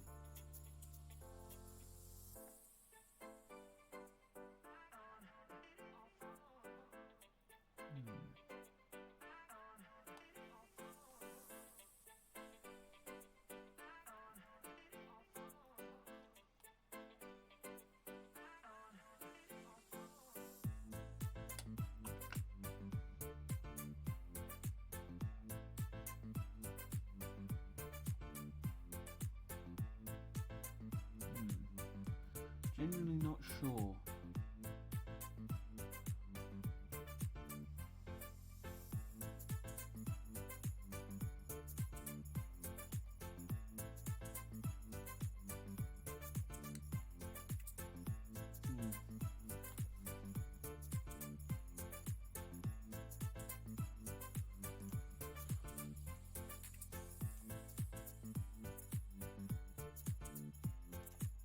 Yeah, I still have Bloodlines to finish, I guess. I kind of got pissed off with it last time, so maybe I could go back to that. But Alone in the Dark has been mentioned, and we kind of not really. Especially not the original. I mentioned how the original has not aged well.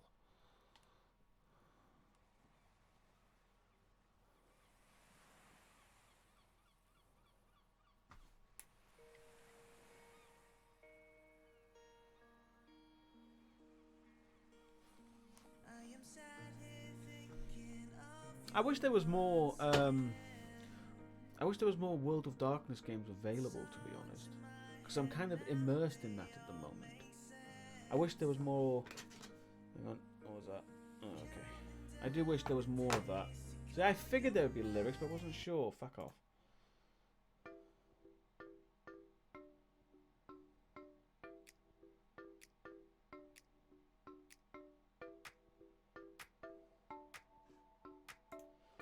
I've already done a few streams on Redemption. Was it one stream or two? I can't remember.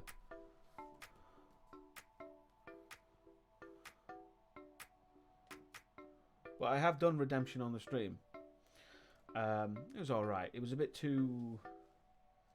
not great. Yes. Ironically, Ashura of Cappadocia, because the Cappadocians show up in that game.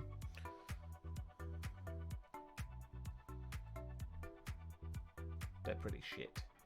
Sorry.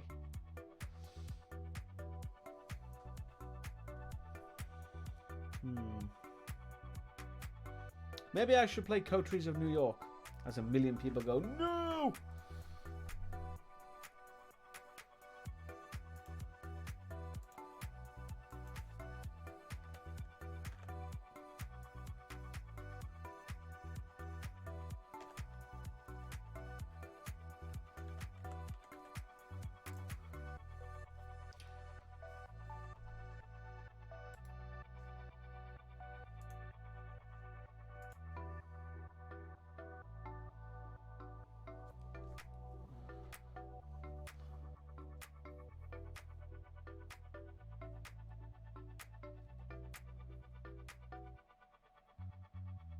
Here you go.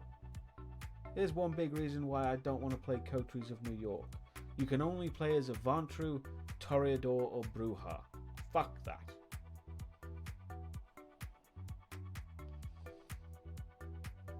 I'm talking about Vampire the Masquerade again, I do apologise.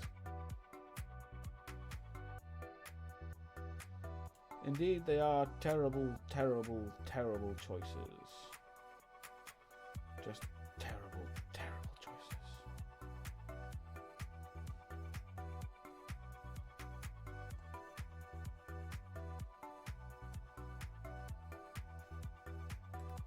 So fuck that.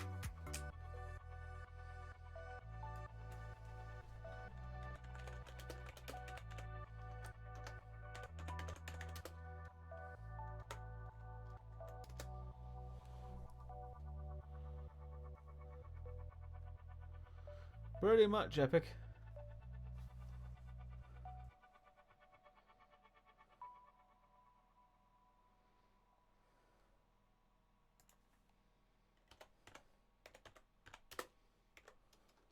Oops.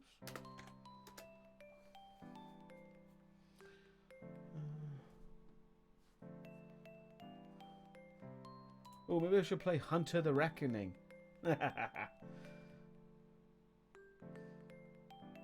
That was a joke.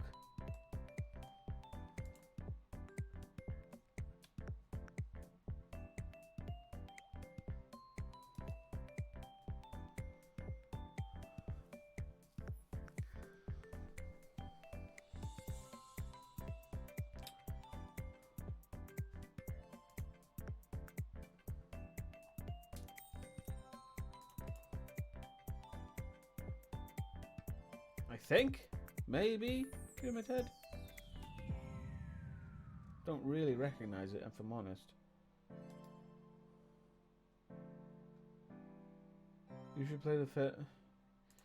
You're a wealth of not very well executed suggestions, Jinpan.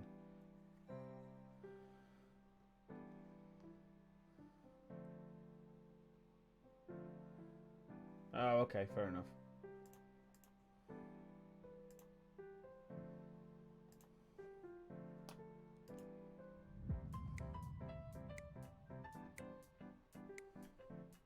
You don't know about Hunter the Reckoning? Yeah. Hunter the Reckoning was a PS1 game, I believe. Let's have a look when it came out. Hunter the Reckoning, 2002. First released on the Xbox and GameCube. Which is why you don't really see it. They then did a kind of a re-release, I think it was, of Hunter the Reckoning for PlayStation 2, and then they did Hunter the Reckoning Redeemer for Xbox, so you won't be able to get them, sadly.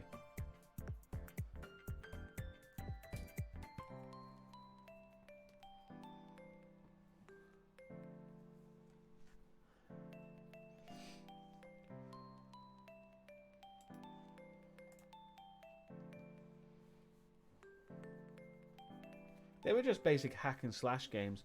To be honest, when I originally played them, I had no idea they were part of the World of Darkness.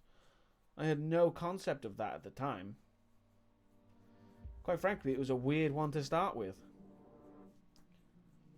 But you could argue it was the most simple concept. You know, Demon Hunter, fight. Basic premise, really, innit?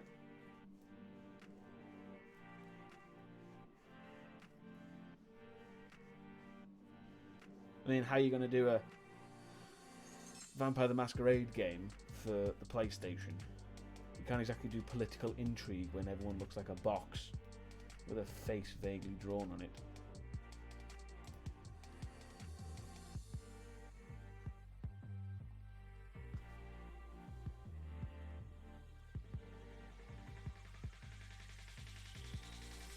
Well, there you go, yeah. But then again, Bloodlines was for PC. So, obviously it was going to look a bit better.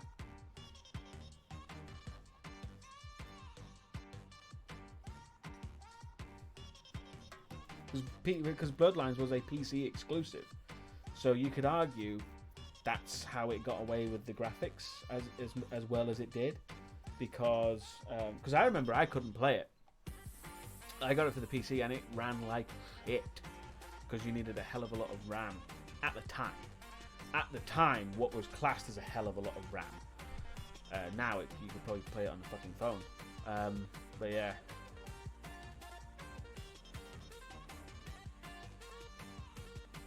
It was quite a technical achievement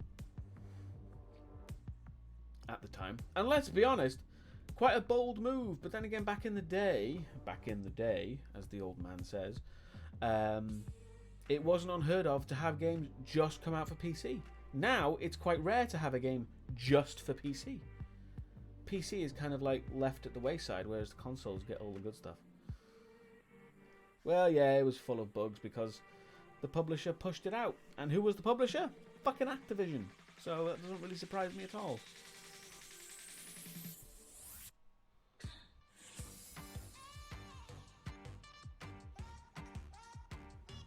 I have played Pathologic 2 on the stream, Jasper. I've not played the first Pathologic, but I played 2 on the stream, and I've mentioned how it doesn't really work for streaming. Yes, I am very glad. I don't really care when Bloodlines 2 comes out, just as long as it comes out in a polished and, you know, presentable way.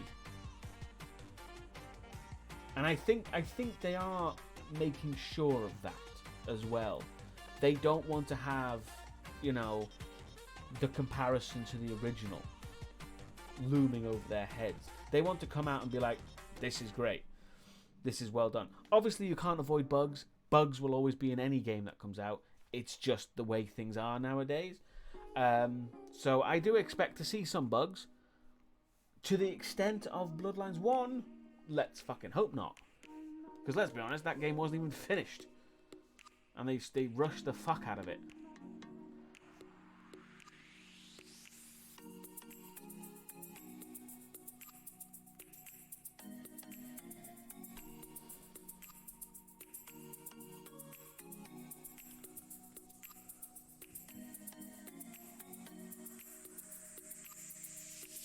They're disappointed with the graphics?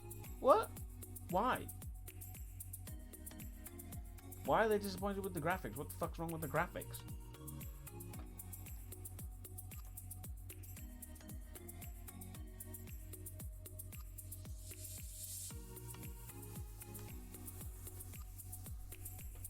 Is it a case of, oh, it's not dark enough, it doesn't reflect my soul enough? It's like, fuck off.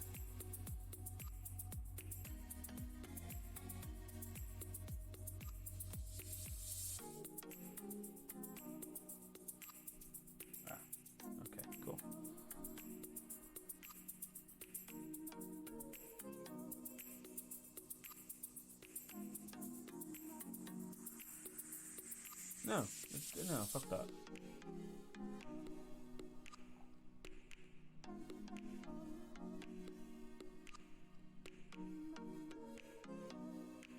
Well, yes, but fuck that. I saw issues with the animation, and I let it go because it was it was like beta footage or something. And any of the problems I did see were then fixed in the subsequent release of the trailer. But whatever.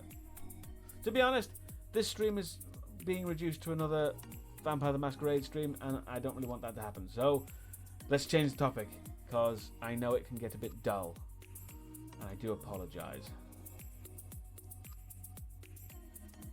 Prototype.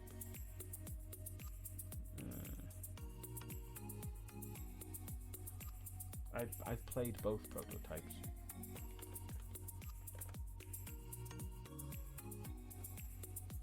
Yeah. I prefer prototype 1.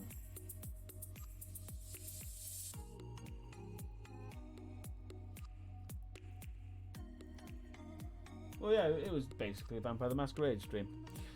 Yeah.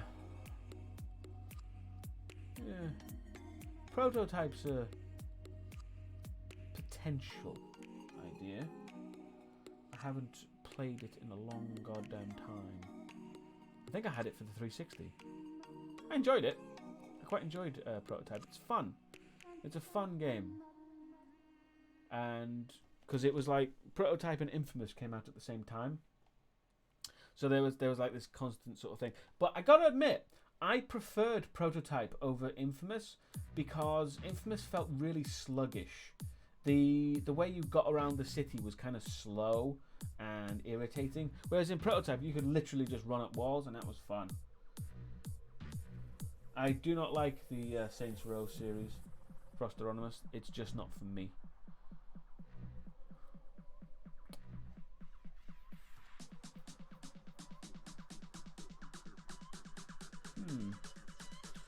Prototype maybe that might be an idea.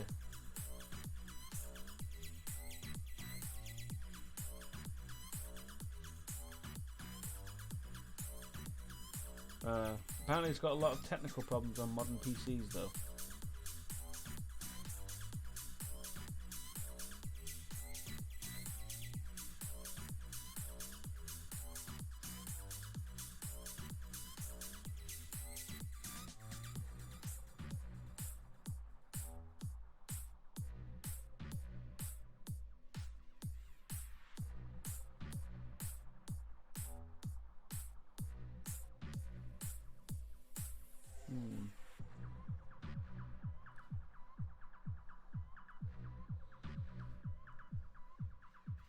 I like GTA. I don't think I've played enough of GTA. Just in general. Because I own 5 on in 3 or 4 different variants of GTA 5. But I've not really played a lot of it to really get into it. I haven't completed the story. Because most of the time when I play GTA, it kind of just devolves into fucking around. Which, you know, you could argue is the way it's supposed to be, but yeah.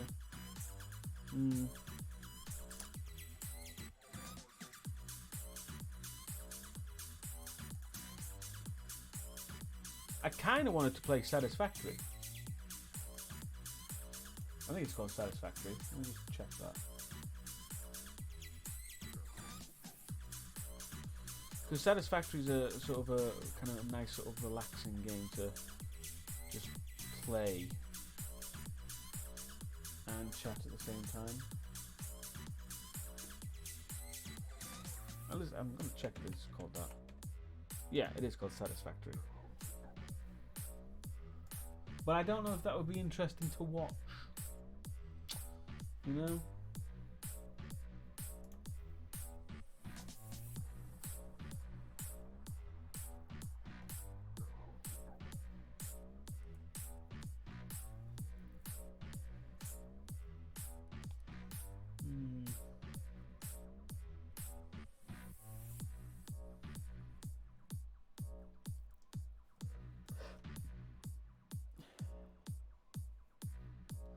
I couldn't give a halfpenny jizz about either one of those fuckers, frankly. And I say fuckers with the most pleasant of connotations. I just don't give a shit about either of them. Oh, hello, Peacemaker. I wasn't aware you were here.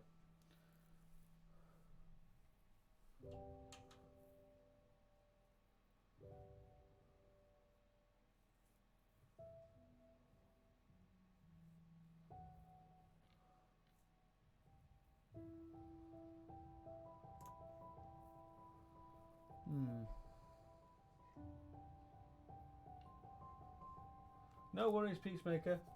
If you want to jump in, Peacemaker, please don't feel you need to wait or anything like that. Seriously, I don't mind.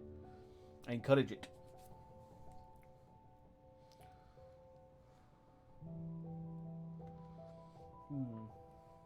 So Satisfactory is definitely an option. Maybe.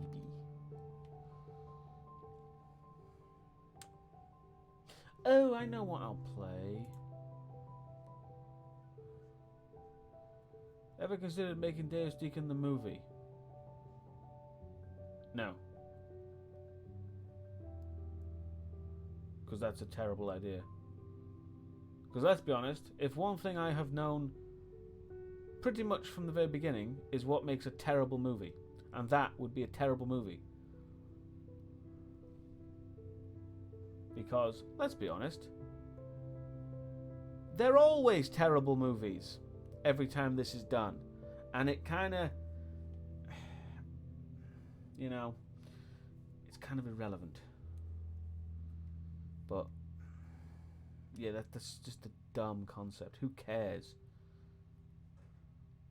What, I mean, this is an interesting question, right? What would I add to a movie? Bear in mind that I have kind of eliminated the idea of putting a shitty plot in my videos because I'm not arrogant enough to think people give a shit about the crap I come up with. And that's fully self-deprecating, I understand. But it's like, you know, I would have thought you would watch my videos for me to talk about a film, to talk about a subject and give my opinion on it. So I don't... I've done it once, right? I've done it once and completely kind of regretted it because it was so fucking irrelevant. And it's just arrogance at the end of the day. You know, especially if you are someone who talks about movies, right? When you put a plot in your videos that are reviewing movies, basically what you're saying is, don't watch these studio-produced $1 million productions because they're shit. Watch my arrogant arse come up with something bullshit on the internet for 5 minutes. That's basically what you're saying when you put plot into your shitty videos. It's irrelevant. Nobody gives a fuck. It's just get to the review. That's all people care about. Do what people are there to see you do. Yes, I have. And I regretted it. Which is why I don't do that shit anymore. And in fact, I completely eliminated it. When I did Hellraiser Judgment, I just kind of eliminated it.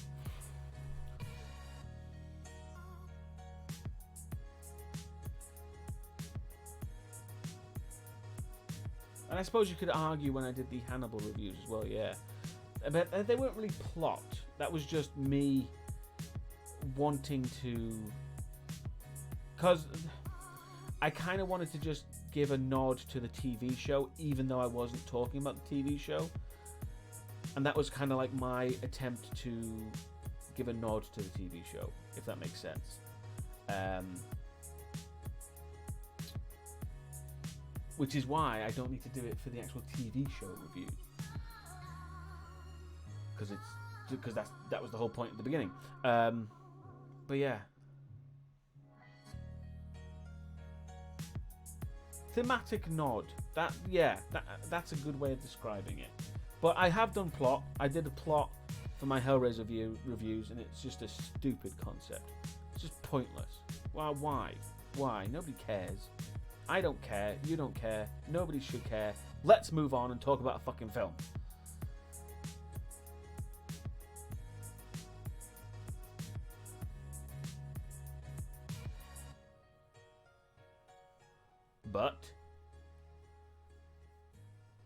But what?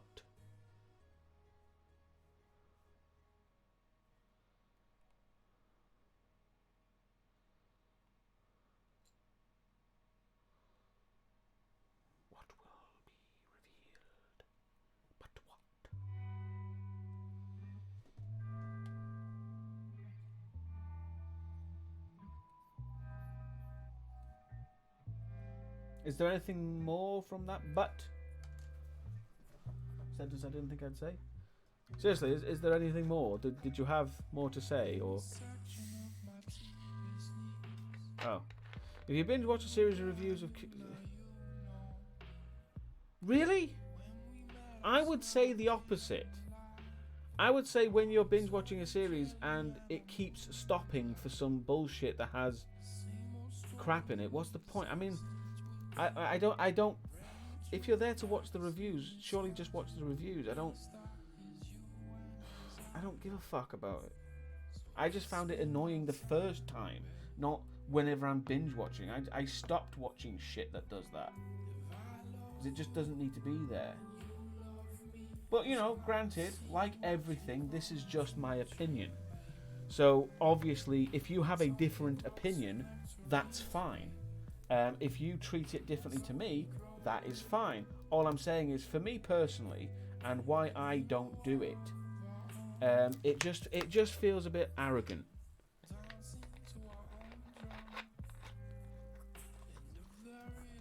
Arrogant and overindulgent. Exactly, Jin Pan. Yeah. There you go.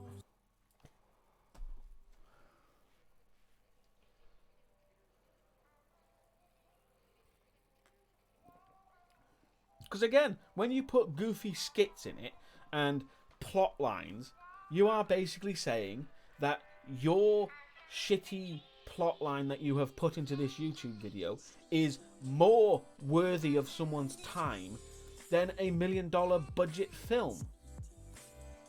Which is the height of fucking arrogance, if you think that's true. It's not. Because anything I could create with my crappy camera in my apartment would pale into comparison of the worst produced films out there. Now, if I had more equipment and more people and more abilities, maybe. But that's not what we're talking about. Because you know what? When you actually want to make a plot, when the plot becomes worthwhile to watch, you don't need to review a film with it. Because nobody is here to watch you review a film. They're here to watch your plot. That's the point. If you want to make a movie, make a fucking movie. If you want to review films, review fucking films. It's not that difficult.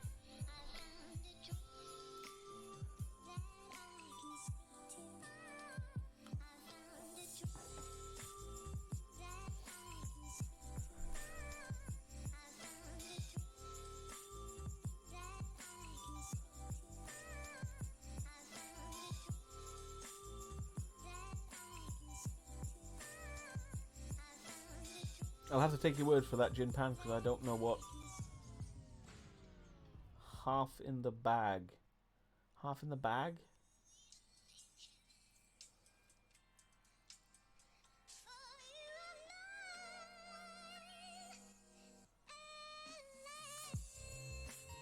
Oh, half in the bag is a red letter media thing. Okay. Wasn't aware of that. Fair enough.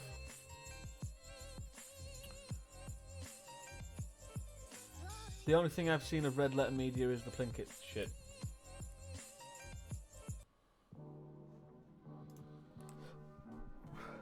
I mean, why even review films? I mean, you could say that for anything. Why do anything? Why do I need this chair? Why not I get a stool? It's just because people have an opinion and they want to verse it. If other people, you know, enjoy that opinion, then so be it.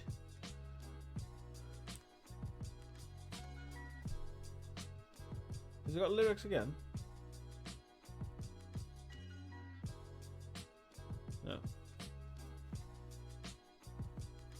Fair enough, Jin Pan, whatever. I don't watch any of that, so I stay well away from anything close to that.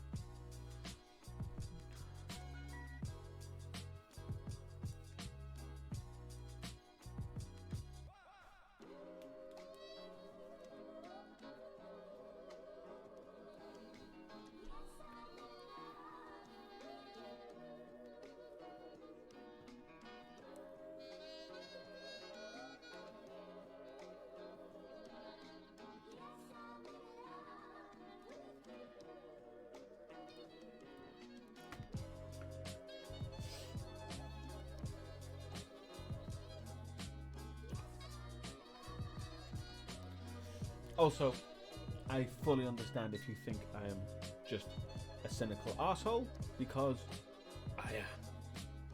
But I have very rigid opinions about things, and yeah, it just gets so tiresome. It really just gets boring. What kind of question is that? I don't know what my earliest memory is, and I don't care to remember. That's true, by the way. I consider my life having begun in 2010. Everything... No, wait, not 2010. What was it? Is it 2009, 2010? Yes. Anything before 2009, I have, for the most part, erased it from my mind. Not necessarily deliberately, but I genuinely can't remember much before 2009. Mainly because I don't consider that part of my life anymore. To be honest. I just don't. Because I consider myself a completely different person after 2009. Yeah, 2009.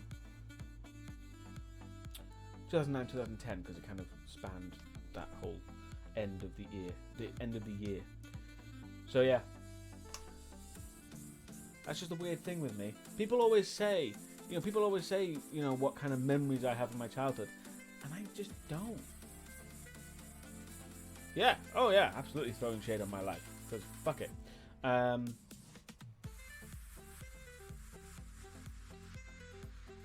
But it's just the way it is. So I don't think about it. I'm not a reminiscer.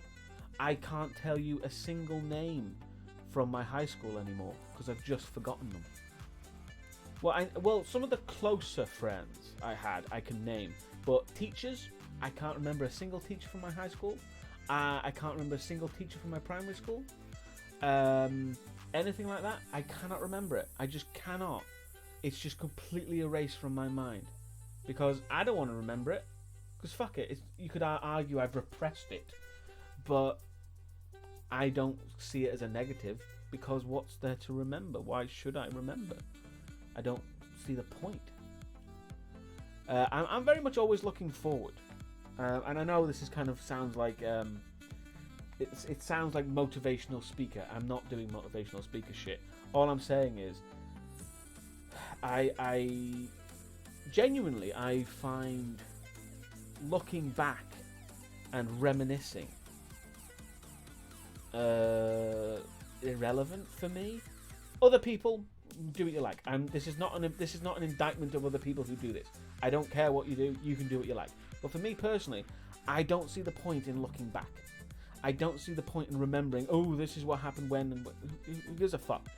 Because it's gone. It's happened. It's done. What happened then is informing now. Now is more important than then. So why should I linger on it? Why should I remember it when now is happening and now is slipping away? You know? The past doesn't exist because it's gone and done. The future doesn't exist because it hasn't happened yet. All that exists is the here and now. So let's deal with the here and the now.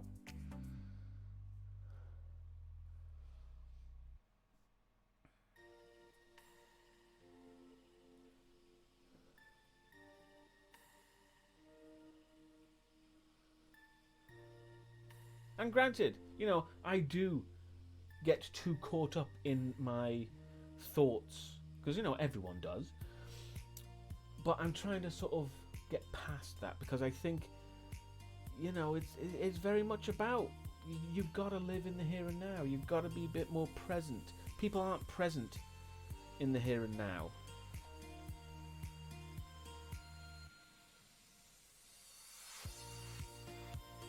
Yeah, it is nice to remember the good shit, and the good shit is there. You can remember it. But what I mean is all the pointless shit. You don't need to remember names that you'll never meet again.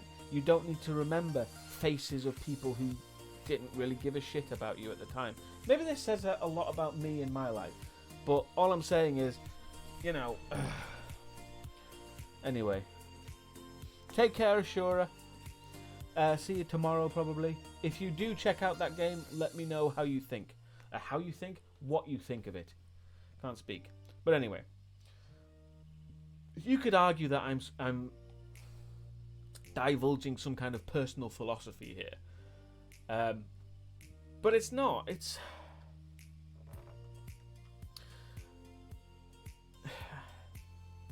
I don't know. I don't know what it is.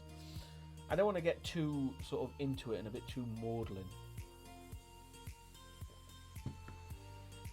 But it's just how I think. I personally think that now is the most important thing that we should focus on. The future, well, the future is defined by the now. What you do now defines your future, so focus on the now. You ever get random memories of childhood flashes into your mind? No, not really. Because that would be... Surely that would imply some kind of trauma.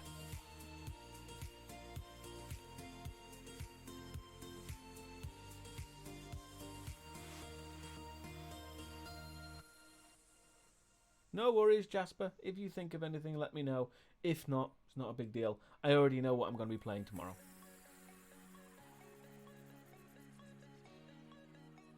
Because I've been putting it off, but I've got to do it. Quite frankly.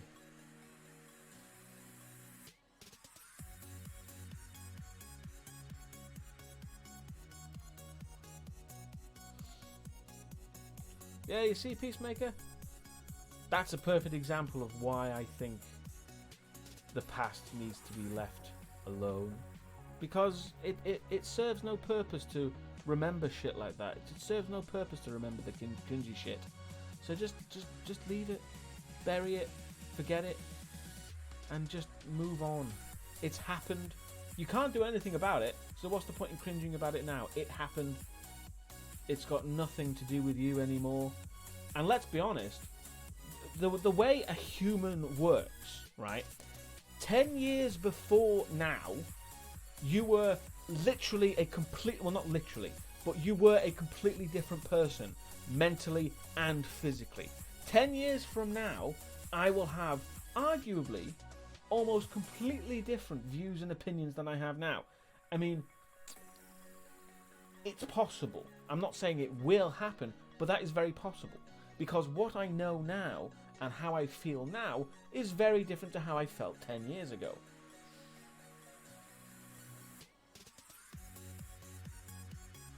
In fact, what is the quote? Let me get the quote.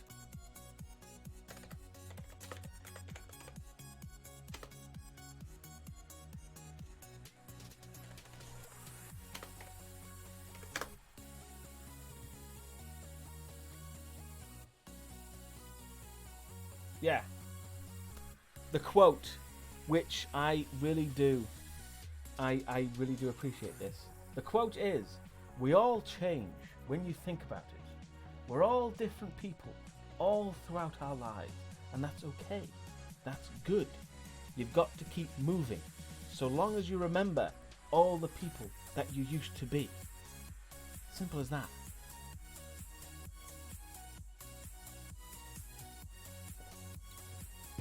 And 10 points if you can tell me where that quote is from. It's not difficult.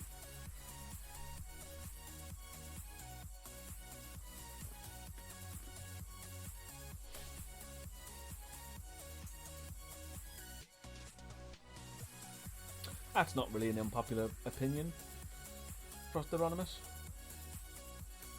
Yes, that is the classic 11th Doctor regeneration speech. Oh, and never ever eat pears.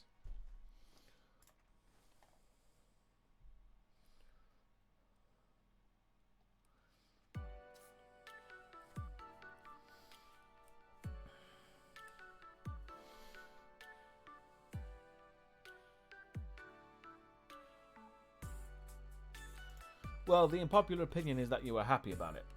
It's not an unpopular opinion to find that that's a good moment. Yes, that is Matt Smith. That is Matt Smith's regeneration into Peter Capaldi. I wasn't sad to see Matt Smith go. To be honest, he kind of outstayed his welcome a little bit.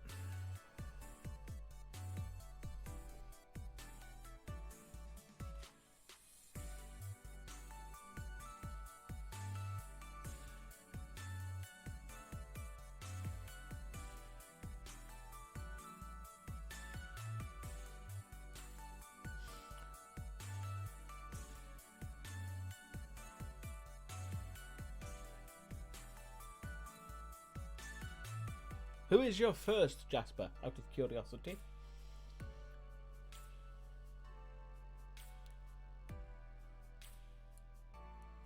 Yeah, that was not the best. That was not the best way for David Tennant to end it, to be honest. You know what David Tennant should have said? David Tennant, or rather the 10th Doctor's last words, should have been Allons-y. Genuinely, that's how he should have ended it. Because it set Matt Smith up for a fall. Really.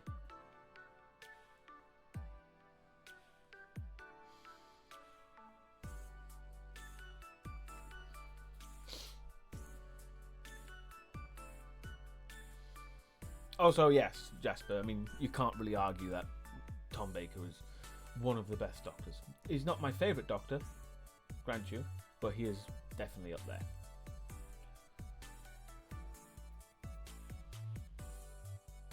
Yeah, basically, Jim Pan, and that was the problem. And that was the writing.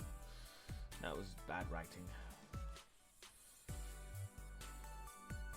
Who is my favourite?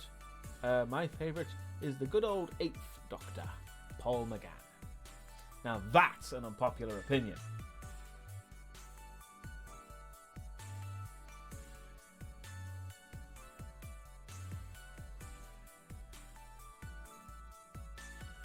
Yep, it would, Jim Pan.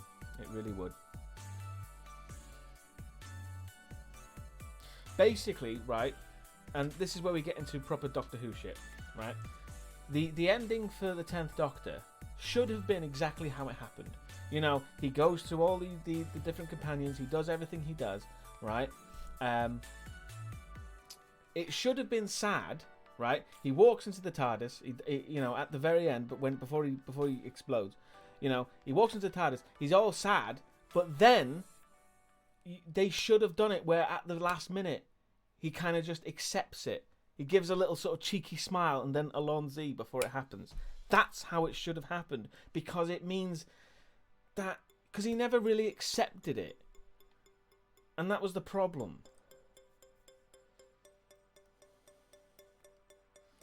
Yes, the audio dramas is where Paul McGann shines, Jin Pan. They really do. That is why I like Paul McGann, because he has some incredible audio dramas.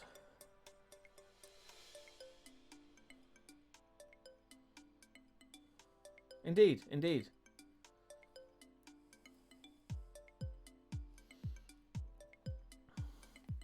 Although it worked for Capaldi, because that was kind of the point, wasn't it? Because David Tennant says, I don't want to go, and then Peter Capaldi says, I let you go. I think that was quite a nice sort of parallel that they kind of worked in there. I didn't like a lot of Capaldi's run, but I did like his ending speech.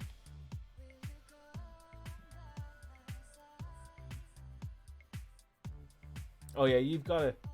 If you listen to anything, Jasper, seriously, listen to the audio dramas. I've mentioned it before, but check out Doom Coalition. Because Doom Coalition has my favourite Doctor Who villain of all time, and anyone who has not listened to the audio dramas has no idea who the villain is, which is a fucking tragedy.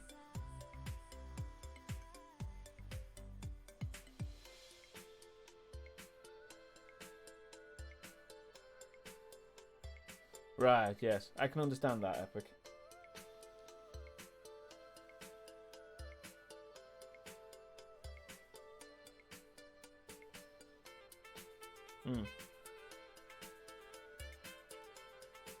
Oh, yeah. I know what you mean. I was trying to think then. Peter D.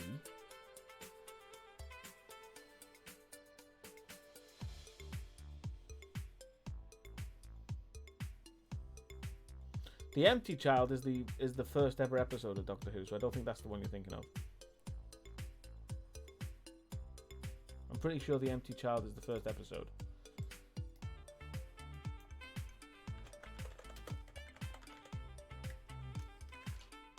Is it? What the hell one am I thinking? Oh, you are right. Empty Child is the one you're thinking of. Which is the one I'm thinking of then? What is the first episode of Doctor Who? something child is in Doctor Who, like classic Doctor Who.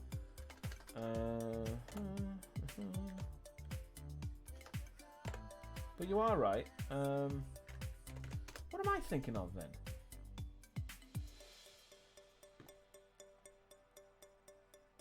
Unearthly Child.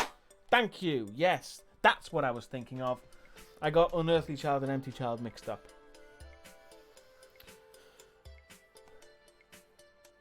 Took me a second there. But yeah, Unearthly Child is the first Doctor Who episode.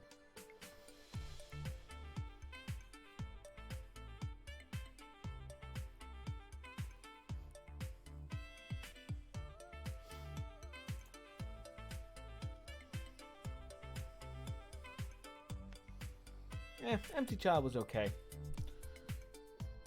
Of all of them, I don't know. Something about it I don't like as much as other people do.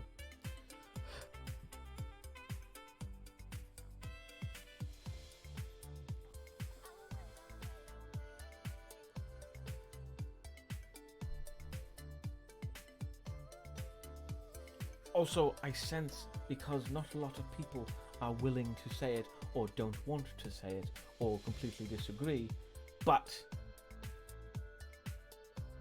Jodie Whittaker's a fantastic Doctor. I'm saying it now, and I'm putting it out there. Really, really good.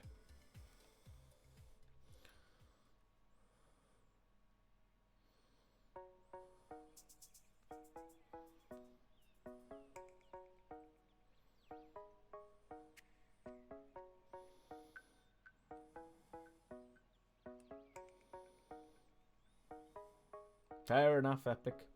I can understand that. Yes, I am talking about the current Doctor, Jodie Whittaker. Yes. I think she's great.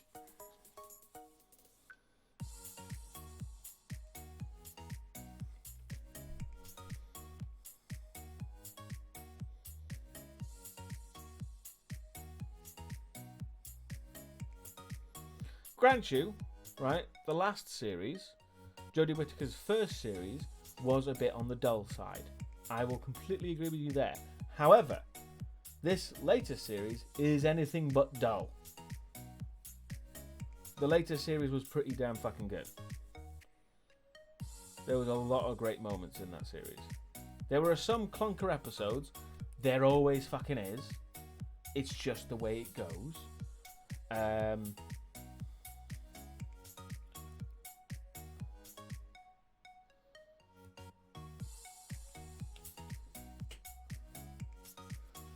Fair enough, Epic. But I am curious to see how you find the latest series, because basically the reason why people don't like the latest series, or certain people don't like the latest series, is because it changes the mythos of Doctor Who quite considerably. But I don't see why that's a problem.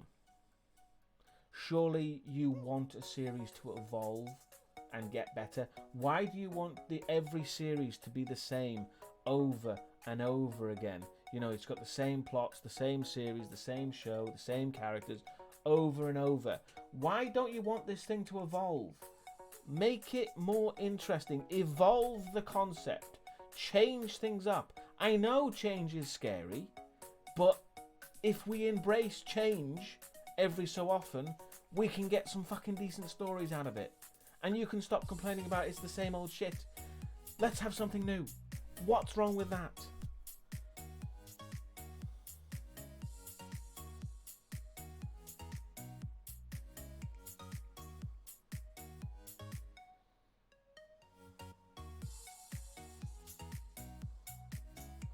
There has never been a rule about Time Lords / Time Ladies changing gender. It's happened in the past.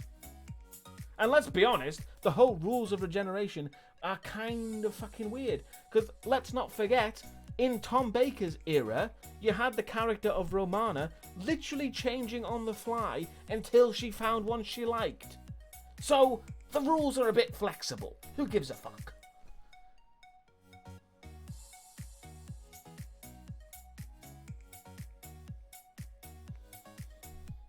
You could argue it's a retcon, Jinpan. I could also argue that it's not a retcon at all. I could argue that it's going with the ideas that were set forth in Sylvester McCoy's last series, because they were going to do something very similar for Sylvester McCoy until it got cancelled. And I wouldn't be surprised if some of the things they're implementing now were things that were set up during his last run.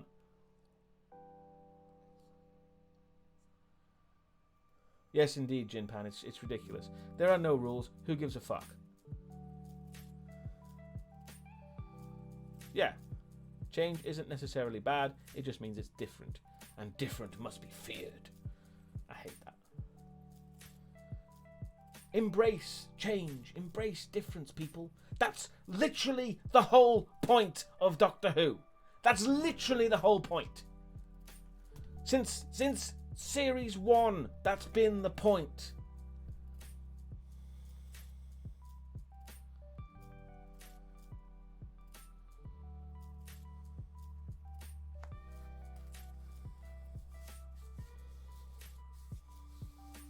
Fair enough, Peacemaker. It's not for everyone, I grant you.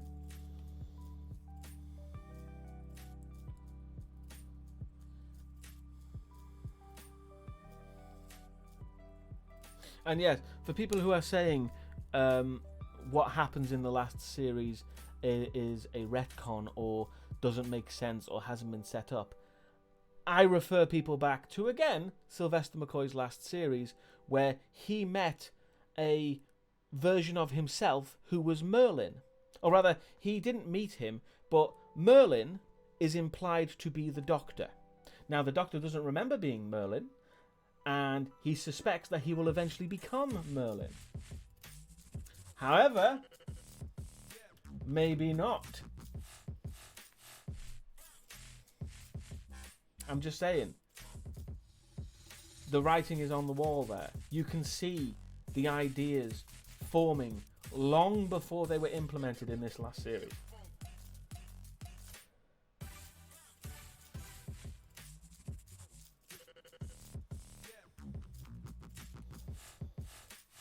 I like Sylvester McCoy's Doctor, which is kind of why I like Doom Coalition, because Sylvester McCoy is in Doom Coalition as well. Basically the point is, listen to fucking Doom Coalition. It's incredible.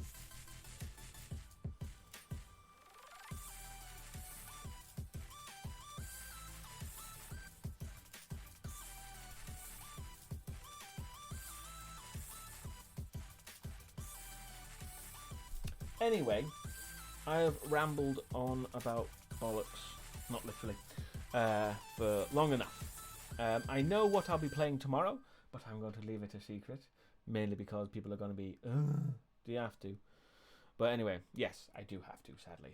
I'm not too sure if tomorrow will be kind of a kind of a marathon stream or something. It depends how I feel. Because I don't think I'll have maybe 2 streams for it, maybe.